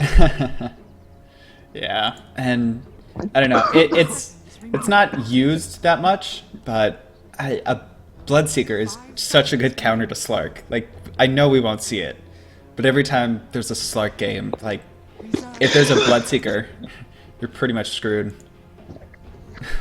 Yeah, it definitely sucks because if you ever want to regenerate, you have to use your ultimate. Yep. Oh gosh, I apologize. I'm drowning over Dying? here on my glass. Oh man. Yeah. Okay, so we got Axe, which could help against the Slark. You got the Berserker's Call in case he goes into a Shadow Dance. And then you got Counter Helix to kind of deal some AoE damage. Yeah, that call is really good at getting him if he just instantly used a Shadow Blade or something. You're able to pull him out of it, and that usually leads to you being able to get that kill. Yeah. It's also pretty good because of you get that you get an alt him Yeah, it's paired with the Ancient Apparition, you have that setup, which could Right. be really good. I'm shocked about the Drow ban. They've Yeah. already showed who their other carries, who their Mhm. carry's gonna be. So I don't know Maybe- if you need to. Maybe they were fearing the Drow would go mid, but again, like you would normally pair the Drow with a ranged carry. Yeah, that's the whole benefit. And the thing is Drow is not a strong mid laner. Yeah. There's so many mids who have that higher kill potential. Drow's not fast. You get somebody with a slow or some space closing like a Quap or something, and Yeah. you can kill her with just one support ganking in. So Yep. It's this time, NA draft bans the Alchemist. hmm Maybe they're afraid of some kind of reverse pick against them. Yeah. Yeah, because I think the Alchemist, I don't know. Alchemist against Slark late game. Not sure who wins that, really. Maybe the Alchemist, just because you got the Radiance, Mischance, as well as you got your Mana Style to possibly break out of any disables. I don't know. Either Yeah, that I or think- just not looking to deal with that illusion late game. Yeah, that strat is mildly annoying. It's not nearly as much flavor of the month, but it's still, Yeah. as shown in game one, it can win games. hmm But in terms of man fighting ability, Slurk probably beats the Alk. But the problem is his Alk, just because he buys things like Radiance and he has got all that regen, Yeah. he's just, I mean, who do you focus? Do you focus Alk, who you have to dump everything, every Right. one of your ultimates in? Or do you focus the other carry? And it's usually because of the other carry that you're able to do so, because they focus too much on the Alk late Yeah. game. And like they themselves weren't going to pick it up because there's an Ancient Apparition on the other team. So Yeah, so I don't know if it's the best ban. It might have been a better ban to ban something like the Mirana, who is Yeah. popular and who is more likely to get picked. yeah, because once she gets that Aghanim Scepter, it's just snowballing out of control at that point. Yeah, it's a lot of damage. It's Yeah. it's very similar to the Slark, where you have that ability to just blow up supports once you get Aghanims, especially ones Yeah. like Lion, where if they have to play from behind and they've only got 600, 800 HP, Mirana kills them. Yeah, and even though they took out the second meteor, you're still just able to blow up everyone, and then the long range arrows. Yeah, Yeah, they currently don't have this setup with ET and Shadow Demon not being in the pool. I question choosing it. You have to have a lot of faith, and usually that arrow is such a big deal in the early game that you need that setup. They could still go 0-4 Bane as their, and that would kind of give them another good combination of offensive and defensive supports. Ooh, Phoenix. Dire team pick. And this is just a best of 2 series, right? Yep. Yeah. Okay. So Phoenix is a good pick. I think it definitely helps them with that team fight. If they need to disengage, as it currently stands, Mirana is kind of the best way of defeating the egg because they don't have a lot of attack speed. Mm-hmm. And Yeah. Phoenix Eggs just gives you a nice way of like setting up fights, and it forces the other team to quickly decide whether they want to disengage or defeat the egg or just try and fight through it. Yeah. And that requires a lot of communication on the team, and not everyone's on the same page. Yeah, and another thing, like when Sark goes into Shadow Dance and you have the Phoenix Sunray on him, like he's just going to be regenning up so much health. Like it's going to be crazy. I guess the only thing I don't know is whether this is a support or an offlane Phoenix. Yeah. It can kind of be both, and it's kind of, for a long while, has kind of fallen out of the offlane. But sometimes you just see heroes. So you see players who think that, like especially with Tide and Faithless Void, as well as Timbersaw being out of the draft, you know, that doesn't leave a whole lot of offlaners left. I mean, you got a Slardar maybe. Yeah. It could even be maybe a dual offlane, maybe an aggro tri-lane if they want to pressure whoever they throw safe lane. Ooh, Ursa. I don't think you want to, because you know it's an Axe, and you don't want to have Slark go solo versus Axe. That sounds That sounds awful as for the Yeah. Slark. And plus, Ancient Apparition is just able to, with a Chilling Touch, if this is a support Mirana, which it could be, 10 seconds. It could be roaming. yeah, like Ancient Apparition with the Chilling Touch as well as Mirana, like they'd just they'd be Yeah, able that to sets you take up- people down. Phoenix has probably got the best call at the moment, and it's an offlane Phoenix. Yeah. Unless it's a mid, unless we're seeing It could be a some mid next level Venomancer. struts. It They- could be a mid Venomancer. You're right. I never know what to think with this here. Like, it seems people pick him up just for the Poison Nova. Like, that seems to be what they do. That's, Quite a which is lot. good for like what I mean. Honestly, Venomancer is very good versus heroes like Ursa and Axe, though, because Yeah. you kite them really well, and that's what you need to do against Ursa. Reserve time. And against these two heroes, Slark has a lot of opportunity to steal a lot of stats because they're both very tanky. Yeah. So- And it looks like I don't know. They ban out the Quap, so I don't know what they need. I mean, they're currently putting for like a lot of fighting in the mid game. They want to be up in your face. So they don't have a lot of push. So on the Dire we could see a Death Prophet potentially. ooh, 5 seconds. They Yeah. ban Quap, who's not necessarily good against Reserve anyone time. specifically. maybe against the Slark a little bit, just with the Sonic Wave. yeah, a little bit. It's a lot of nuke that Yeah. would enable to them to blow up the Slark early on as well as the supports. But 5 seconds remaining. I don't know. I think Oh, no Storm Spirit. Storm, which is good because they Yeah. currently only have one disable, so they would Yeah. have no way of locking down the Storm unless they had picked ahead, unless they picked up something that could do it. Right. But, Yeah. I'm thinking this might be a mid Mirana. 10 seconds remaining. Very well could be. 5 seconds remaining. And then you pick up Invoker. Invoker. Very nice. Something I don't think either of the teams were expecting, and Yeah. Invoker's very good. Yeah. Invoker gives your team the disengage that you need against an Axe and an Ursa. And it's an Anti-Mage. Anti-mage. So this is Ursa mid, Anti-Mage safe lane, Axe off lane. Yep. Yep. Actually, might be an I hope. off-lane Mirana because. Oh, I guess I shouldn't say that because Yeah, 'cause Pasta Pasta- played mid last game. Yeah, who knows? So, I don't know. Maybe they're gonna jungle. Could be. They should. I don't know. They should. I mean, now that Yeah. I think about it, that'd be not a good idea. Yep.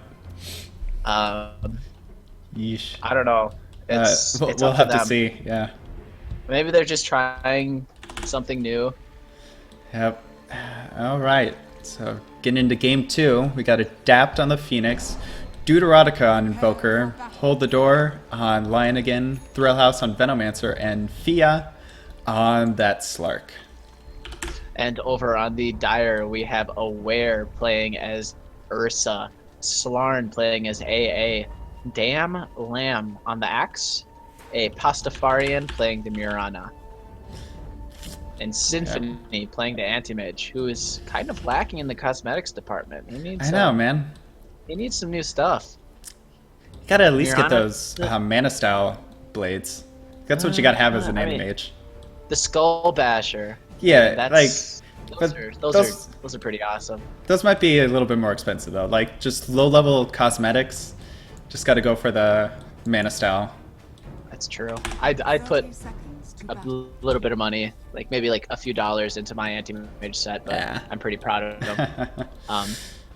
Yeah, this is a mid Ursa. He's got the poor man's shield. He's already all ready to play against the Invoker. Yeah, and Radiant were kind of doing the same thing that Unicorns did last game, which is go up into this jungle up here and just kind of sit there Try and- early game, throw out a ward.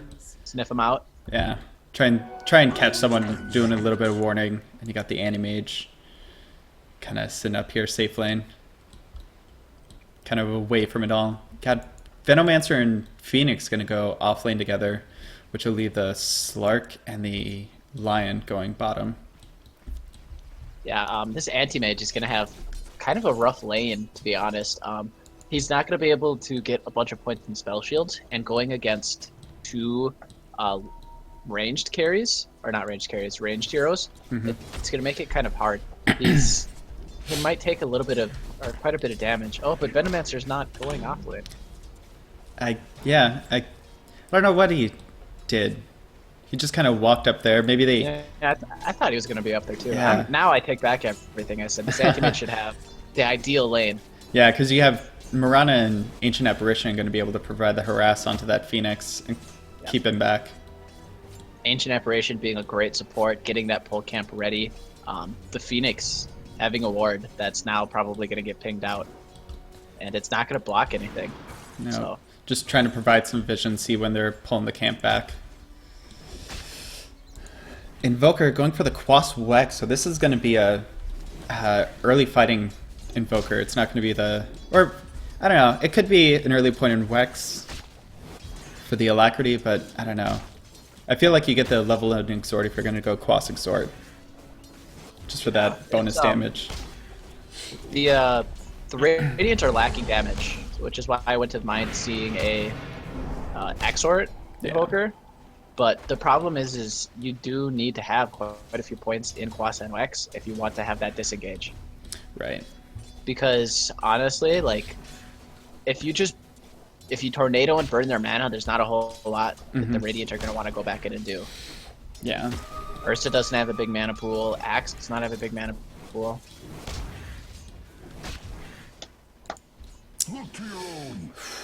Let's see. Some good CS coming out of both teams, though. Yeah. Pretty much everyone getting about the same out of all of the lanes. Yeah.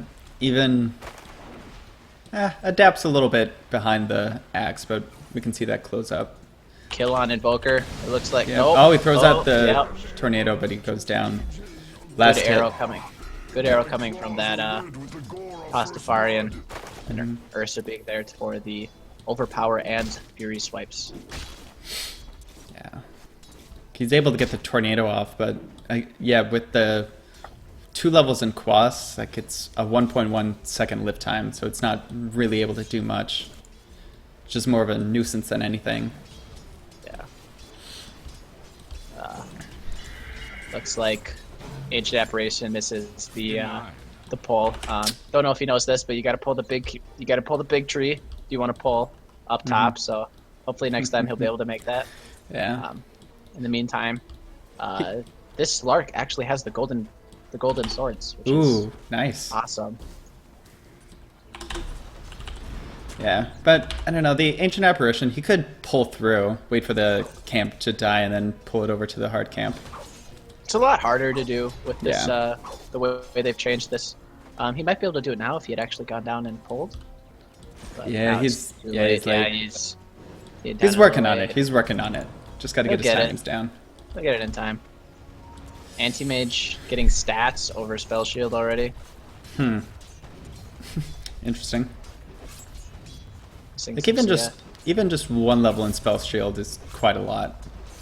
Yeah, it definitely mitigates a lot of that damage from either Venomancer if he comes up to harass, or the Phoenix in general. Wow, Axe. Oh, Axe is just farming up the jungle. Some dropping low on the top there. Yeah, this is kind of what you need to do. This is what the offlane's all about right now. Yep. Oh, By an but he Iron dies. Yeah. Stuck around a bit too long. Yep. Might have been worth it to just salve up. But Maybe he was going back to base. No, he didn't have anything back at base. Invoker already gotten the phase boots out. yeah, he's definitely going Quas Wex. He'll probably be building that urn. They see Right the now. they see this Mirana sitting up on the high ground. If Venomancer that pinged him works out. now. Yep. So he's not gonna fall for the same shtick twice. Oh, here comes the arrow. Ooh, not quite able to get Paying it. attention. I was wondering if he was looking around. Yeah. Just have that tornado you can throw back. The Mirana just kind of chasing after him. Might be able to sandwich him in here. Not enough Oh, mana yeah. for arrow. So she's just... Yana's probably... She might pick up a bottle. Not quite sure what she's expecting to do. She's got 700 gold, and like you said before, she's gonna start needing mana if she wants to continue roaming around. Maybe build it into an Aquila. Could help for a bit. Then you got Invoker. You got Slark, who's our current leader in CS, which, I mean, isn't too surprising. He's quite good at last hitting, especially since this Axe hasn't been there to contest him. Yeah, this anti-mage is, I'd say he'd probably be up there. I've seen him miss quite a, I shouldn't say quite a bit. He's missed some CS, probably a wave or two. So, they're getting really good pulls, denying a lot of XP from this Phoenix, who's level 4, and anti-mage is level 6. Axe is about the same level, so comparatively, Axe is actually about to come take this huge stack. Oh man, so this is gonna. There we go. That's a lot. Axe really likes that, but Axe is probably gonna die. Another death is not what he needs. No, but I mean, could help him get back to base a little bit quicker. We got Invoker. Probably might get sandwiched again. Mirana does have enough. Ghost Walk up now, so long as he doesn't get hit by a very long arrow, he should be fine. Mirana did buy energy booster though. She's gonna go straight for Arcane. Yeah. Which, I mean, since she's roaming around quite a bit, it makes sense. So she can always have mana for arrow. Yeah. Ancient Apparition is not very good at getting mana boots. They see the Mirana sitting back there. Ursa comes in, running at them. He doesn't have any mana though, since he got EMP. DD, and he's gonna get a kill. Yeah, because he's chasing after. Yep. He's got those phase boots. Though Lion comes up, hexes him. Just kind of a zoning wants hex. To follow up, but they have no way. Yeah, Invoker doesn't have much. He's got Tornado and EMP at the moment, and even that's not not quite good enough. Nope, and he just needs to get his man. Not quite sure what he's expecting to do. Just kind of scaring him a bit. It's very true. Crane's base, some might say. Oh. Maybe giving him a warning. It's like, hey Phoenix, I'm gonna come top. Better watch out. Radiant's top tower is under attack. He hesitated a bit. Don't know what that was about. That's true. They're looking like they want to pressure this tower right away. Yeah.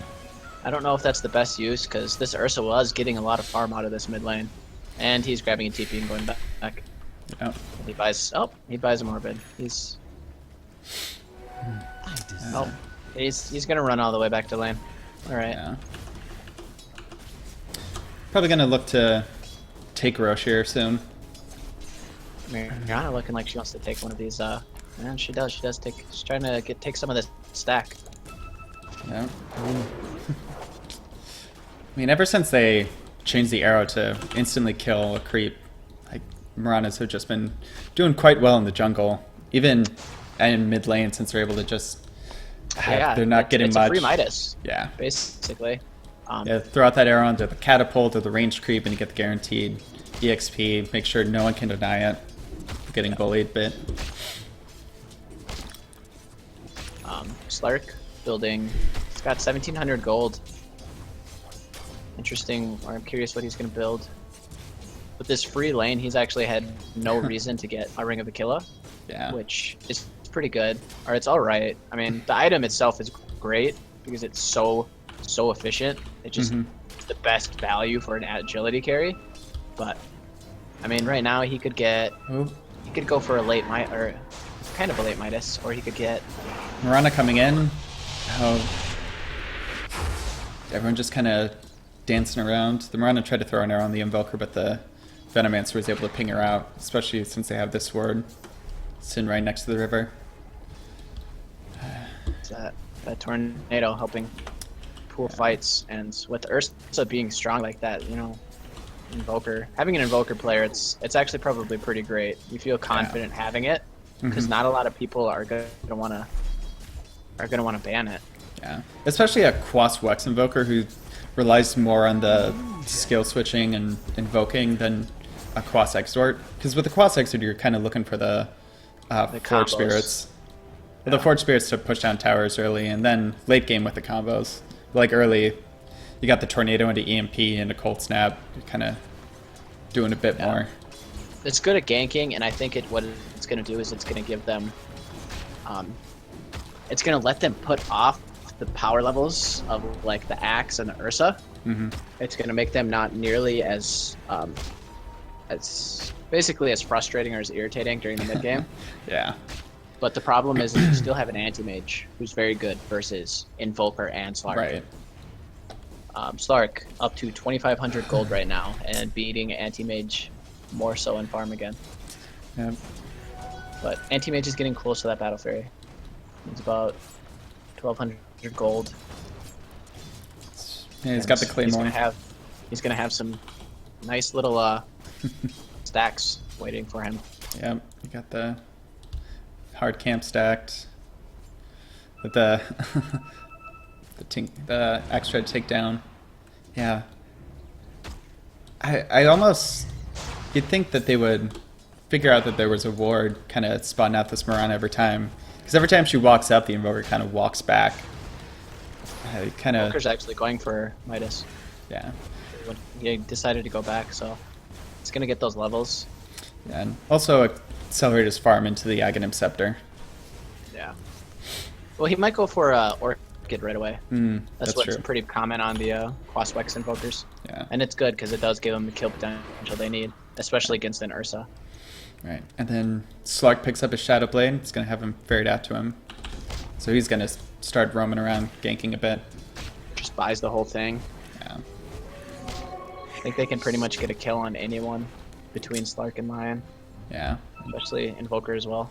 Lion's hasted up, wants to go on this Ursa, but Ursa's just kind of running away. They see that the Lion's mid, so they kind of back off a bit, give him some space. Yeah, and the Invoker is going to go. That Orchid, he's got the Double Sage's Mask in the stash. But Axe, he's finished up his Blink Dagger. Yep. Axe actually has a lot of CS. And, Yeah. You know, that the benefit that you get from just retreating to the jungle. Mm-hmm. But of course, you trade that with the fact that you gave a Slark uncontested farm. Yeah. So, probably going to look to get something, maybe try and catch his Invoker out. Yeah, you got the Mirana sitting on the back. The ward did expire for the Radiant, so they don't see Mirana sitting up here.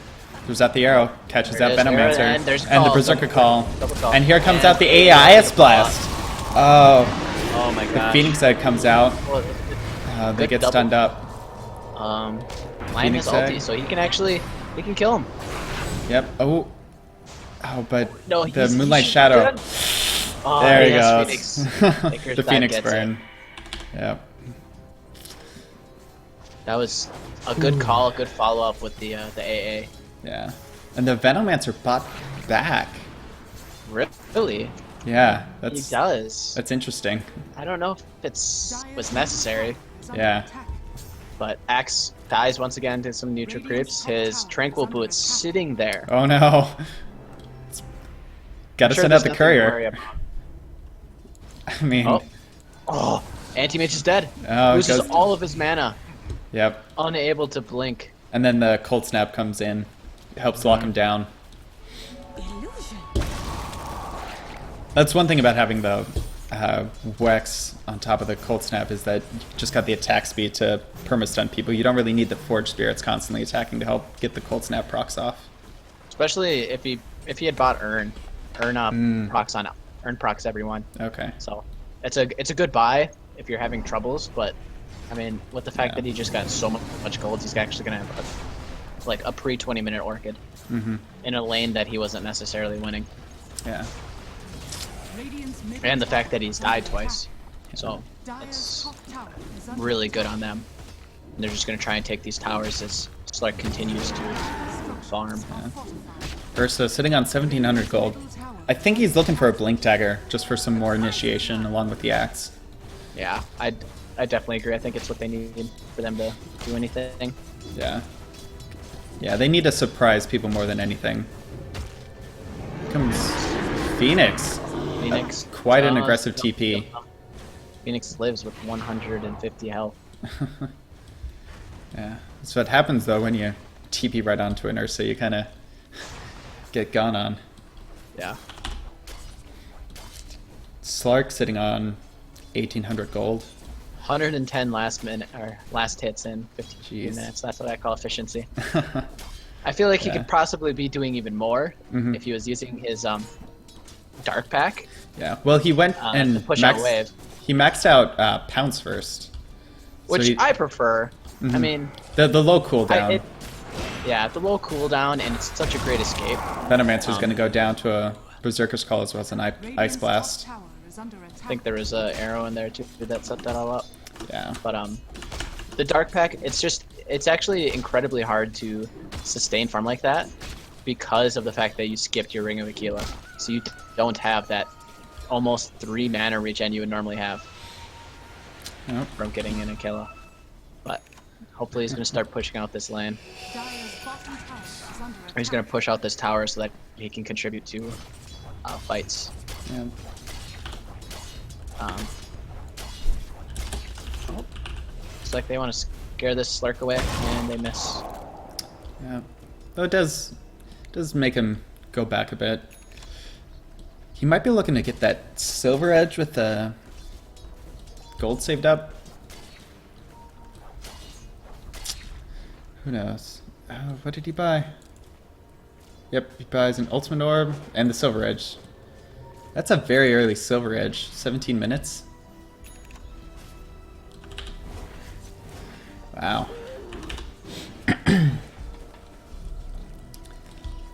Got Lion sitting on his Tranquil Boots. Got Venomancer just on brown boots. And then Phoenix. It's got that Veil already. So even though she had a rough start, it's able to come back and get the Tranquils as well as a Veil and definitely start helping out in these team fights. Yeah, not dying helps that. Yeah. That's she's only ulted one time, I want to say, maybe two, attack. but the Oh. fact that they have an Ursa and they haven't had to worry about it. Yeah, Ancient Apparition gets gone on top.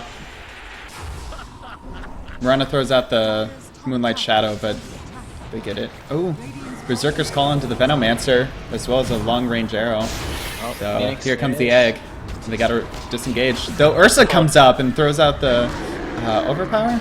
Yeah, Overpower. Ursa, or not Ursa, Axe just getting the worst edge of that Cold Snap as he tries to TP away and not getting it. The Deafening Blast disarms the Ursa, and then the long-range pounce coming out from the Slark helps get the last kill. Anti-Mage getting good farm though. Yeah. Knowing to not really come to these team fights, kind of just farm away. Yeah, this is exactly what he needs to be doing.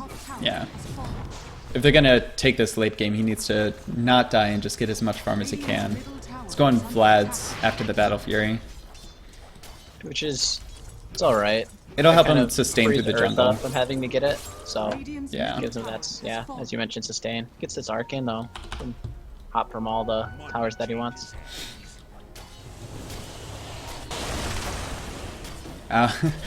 Already starting to ping out the wards. Oop. Or AI's Blast not gonna catch the Slark. Work it up. Ooh, Lion stacking the Ancient Camp for later. Probably for Anti-Mage will take it, Mm-hmm. as much as they wouldn't want it. Oh, there it is. There we go. Oh, but the Earth no Spike. Call, no call. Oh, It's not able to get it. That was a great Earth Spike saving, Yep. probably saving the Slark. Yeah, because they would have gone into the Berserker's Call and it would have just been over at that point. Ooh, the Tornado trying to catch up the Mirana there, but just a little bit too late.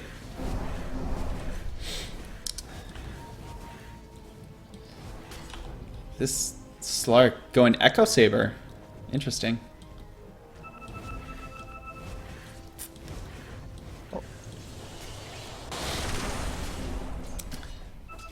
It's definitely a good pickup for the Slark since you get the double Essence Shift. So here Yeah, comes the double AI Essence Blast. And that strength. That strength's Yeah. always nice. Ooh, there's the Berserker's Call into the Slark.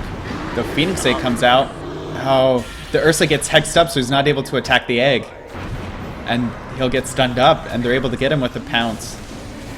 And here comes the Phoenix That's with the Sunray. is getting away. Yep. Does Animage comes in, but he Anti-Mage tries to just- get something, but He tries to get the Slark, I think. Just comes in. I think he ulted the Vendomancer, or maybe Okay. the Lion. But it just did no damage. Yeah. Did a lot less than I was It- expecting. Well, it is just a... Oh, it is a level 2 Mana Void. He's pretty high level from all that solo farm. Yeah. AI, Us.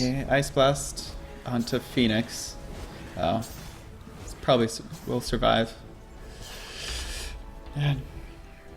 However, this is not what you want to see as an Radiant's anti-mage. bottom tower is under attack. Still having less, even after having your battle free for quite a while, still having less farm than that Slark. Yeah. But he does finally finish up the Vlad, so I'll probably look to go to the Mana Style next. Yeah. It's just I think he knows his own jungle isn't that safe. Either that or he's leaving it to the Axe. Yeah, that's the problem with this thing is if you're not getting kills on the Ursa or with the Ursa and the Axe, is you need to leave farm for them. Yeah. I think he could be a bit more aggressive with trying to take the other team's farm. But Ooh, on top long of range that- arrow onto the Invoker. Dire's bottom So they're not able to do anything since nobody was in range. It's this game's actually just so much scarier for everyone on the Dire right now because of this Invoker having Orchid and Slark having Silver's Edge as well. Though this Ursa is able to sneak in and take Roche. Is Slark gonna send it? And he's not. No. Oh my gosh. Oh, the Bash is coming out. Okay. He's able to heal up with his ultimate. So they'll get this for free. Just able to Yep. sneak this right under their noses. 1,000 gold to the side of the Dire. Yeah. I'm sure they're thankful for. Anything helps at this point. Mirana going Aghanims. She's got quite a bit of farm too. Ursa walking up. Long range arrow. Catches out the Invoker. AI Ice Blast's going to come in and catch both the Phoenix and the Invoker. Though Invoker's dead. Invoker's dead. Follow up Lion's with going to go Mirana. as well. And The Cold it's Feet's dead. going to help take him down. Oh, Slark So gonna Sunray's take coming down- out. Oh, Stark trying to get someone. how Stark chasing trying up. to get A. There we Slark go. does get A. Oh, and he's gonna he get gets a the courier. Oh no. Anti-mage The can Anti-Mage. ult him. Anti-mage Oh, come on. ult. Last He hit. gets There we go. 700 gold. Not nearly as. Actually, I'm sure the Dire come out on top of that one. Yeah. Oh, and the Invoker bought back. Oh my gosh. So that No, he did. Oh, he did. he Oh my bought gosh. back. These buybacks are just so Yeah. questionable. Yeah, I mean, like, I guess the Invoker kind of made sense. I heard him throw out the Sunstrike, but I think it was going for the Axe and or the Ursa maybe. he didn't get a kill though. Yeah. And it's only a level 3 X or like Yeah. is this axe at like 150 health? I think it was the Ursa who was running away because I know the Phoenix was chasing him down, so it might have been that going for him. They're picking him Trying out. to give it the last. Yeah. Yeah. They're picking out the Ursa, farming up the Ancients. You got Venomancer and Phoenix coming in, but you also have Mirana and The entire AA. the entire team coming in, and they Yeah. do de-ward it, so they now Yeah. are gonna get rid of that ward that was almost dead. Anti-mage, 800 gold away from his Manta. Yeah. That kill definitely helped him out. 700 gold on the Slark, who was dead for quite a long time too. Yeah, he's looking to go into But Basher. they're gonna try and find him. They're gonna try and find this AM. They don't want to go too far. No, Slark's- he's farming up. They keep chasing him down, but he's doing the Animage thing where you just kind of blink around. Oh, the Orchid as well And to he's help keep got him in no place. mana to blink. He's dead. Yeah, Ugh. just a quick and Awful. clean kill. Wasn't able to buy the ultimate orb because he had the courier was dead. Yep. That's unfortunate. Though they will be able to get a tower off of this. They get the T1. Yep, T1 bot. Ursa gets the kill. He still has that Aegis, so he's got 3,000 gold saved up. So Might look to buy a Diffusal Blade. I think I've the seen. Diffusal Blade could be all right. Skull Basher's also okay. Yeah, It's I think it's the interesting. Skull Basher. It's interesting to see what he'll build with the Morbid. If he'll just keep it as value Morbid. Yeah. I think that's what some of the pros have been doing, is just keep the Morbid Mask and build into other items. Since you don't Yeah. need a whole lot, especially with your ultimate. with the triple. Dire's structures are fortified. Yeah, with the Fury Swipes Damage. multiplier. Top Yeah. tower is under attack. Yeah. And they're gonna get Looks like tier 2 for tier 2. Radiant's bottom tower has fallen. he goes BKB, which is a Okay. good item. Yeah. It's definitely.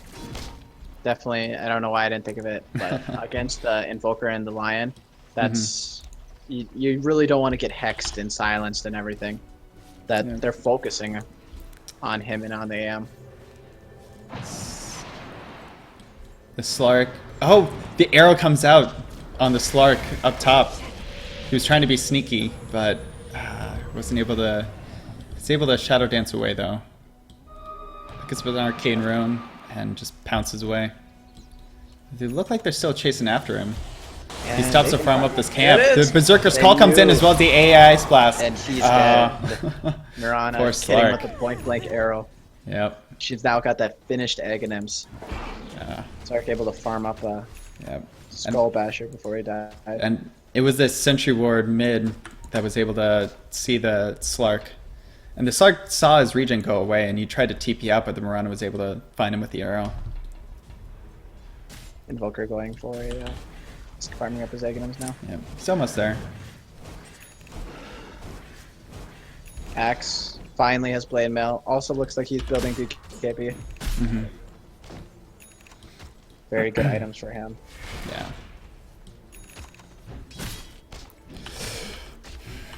Lion has a Blink Dagger. Venomancer sitting on Force Staff and Arcanes. Phoenix just sitting on that Veil and Tranquil Boots.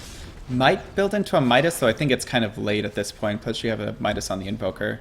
Though it would be Yeah, nice for the definitely. levels. This is not a game that you want to go late against. Yeah.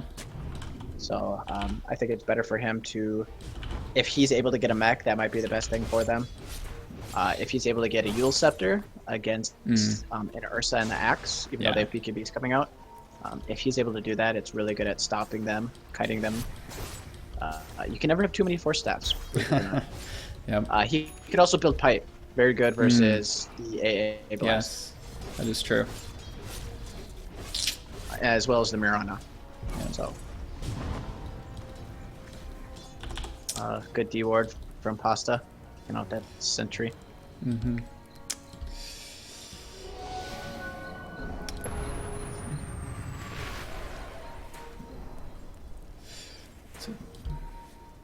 Slark looking around for someone. Decides to farm up mid lane instead. While Dire kind of huddle around their base, maybe looking to smoke fairly soon. You got Mirana deboarding quite a bit. Yeah, getting a lot of that vision out of there. Even though it's gonna be, I think having vision in your jungle is gonna be the most important thing because you need to make sure that this Slark can't just run in and kill. Because if the Slark and the Invoker both go in, they'll kill your carries if they're caught out. Finish BKB on Ursa. Anti-Mage going for the Basher is about 400 gold away from that. AA's got the Yule Scepter already. Yeah, giving him a little bit more survival probably against the Slark. Oh, they see the Radiant sitting up here, and they throw out the arrow, catches the Arrow Invoker. right there too, and Ice Blast comes in, takes him down. As the Venomancer goes down as well. and they're gonna But the kill Phoenix this. Egg comes in. Oh, Oh, yep. there it goes. The Lion's able to get the Mirana with the 5 Finger of dead, Death. 4 dead. They might get the Axe- Slark. Axe is gonna have his blink up. Axe has his blink up. Oh! There it Oh, there we go. Anti-mage. Mana Void. The Mana Void. 5 dead. They just push up mid right now, Yep. and they will probably take quite a bit of damage from. You do have buyback on the Slark. And the Phoenix, but the Phoenix will be up soon. It's a Slark that they might force a buyback out of. They just don't have any ulties. Like Slark doesn't have his ultimate, so he can't run in and do what he would normally like to do. Yeah, and the Venomancer wasn't able to get his ulti off in that last fight. He just died way too quickly to the And AI spots as well as the Mirana coming in. And all of the ultis that matter on the Dire side, they're short cooldowns. Yeah.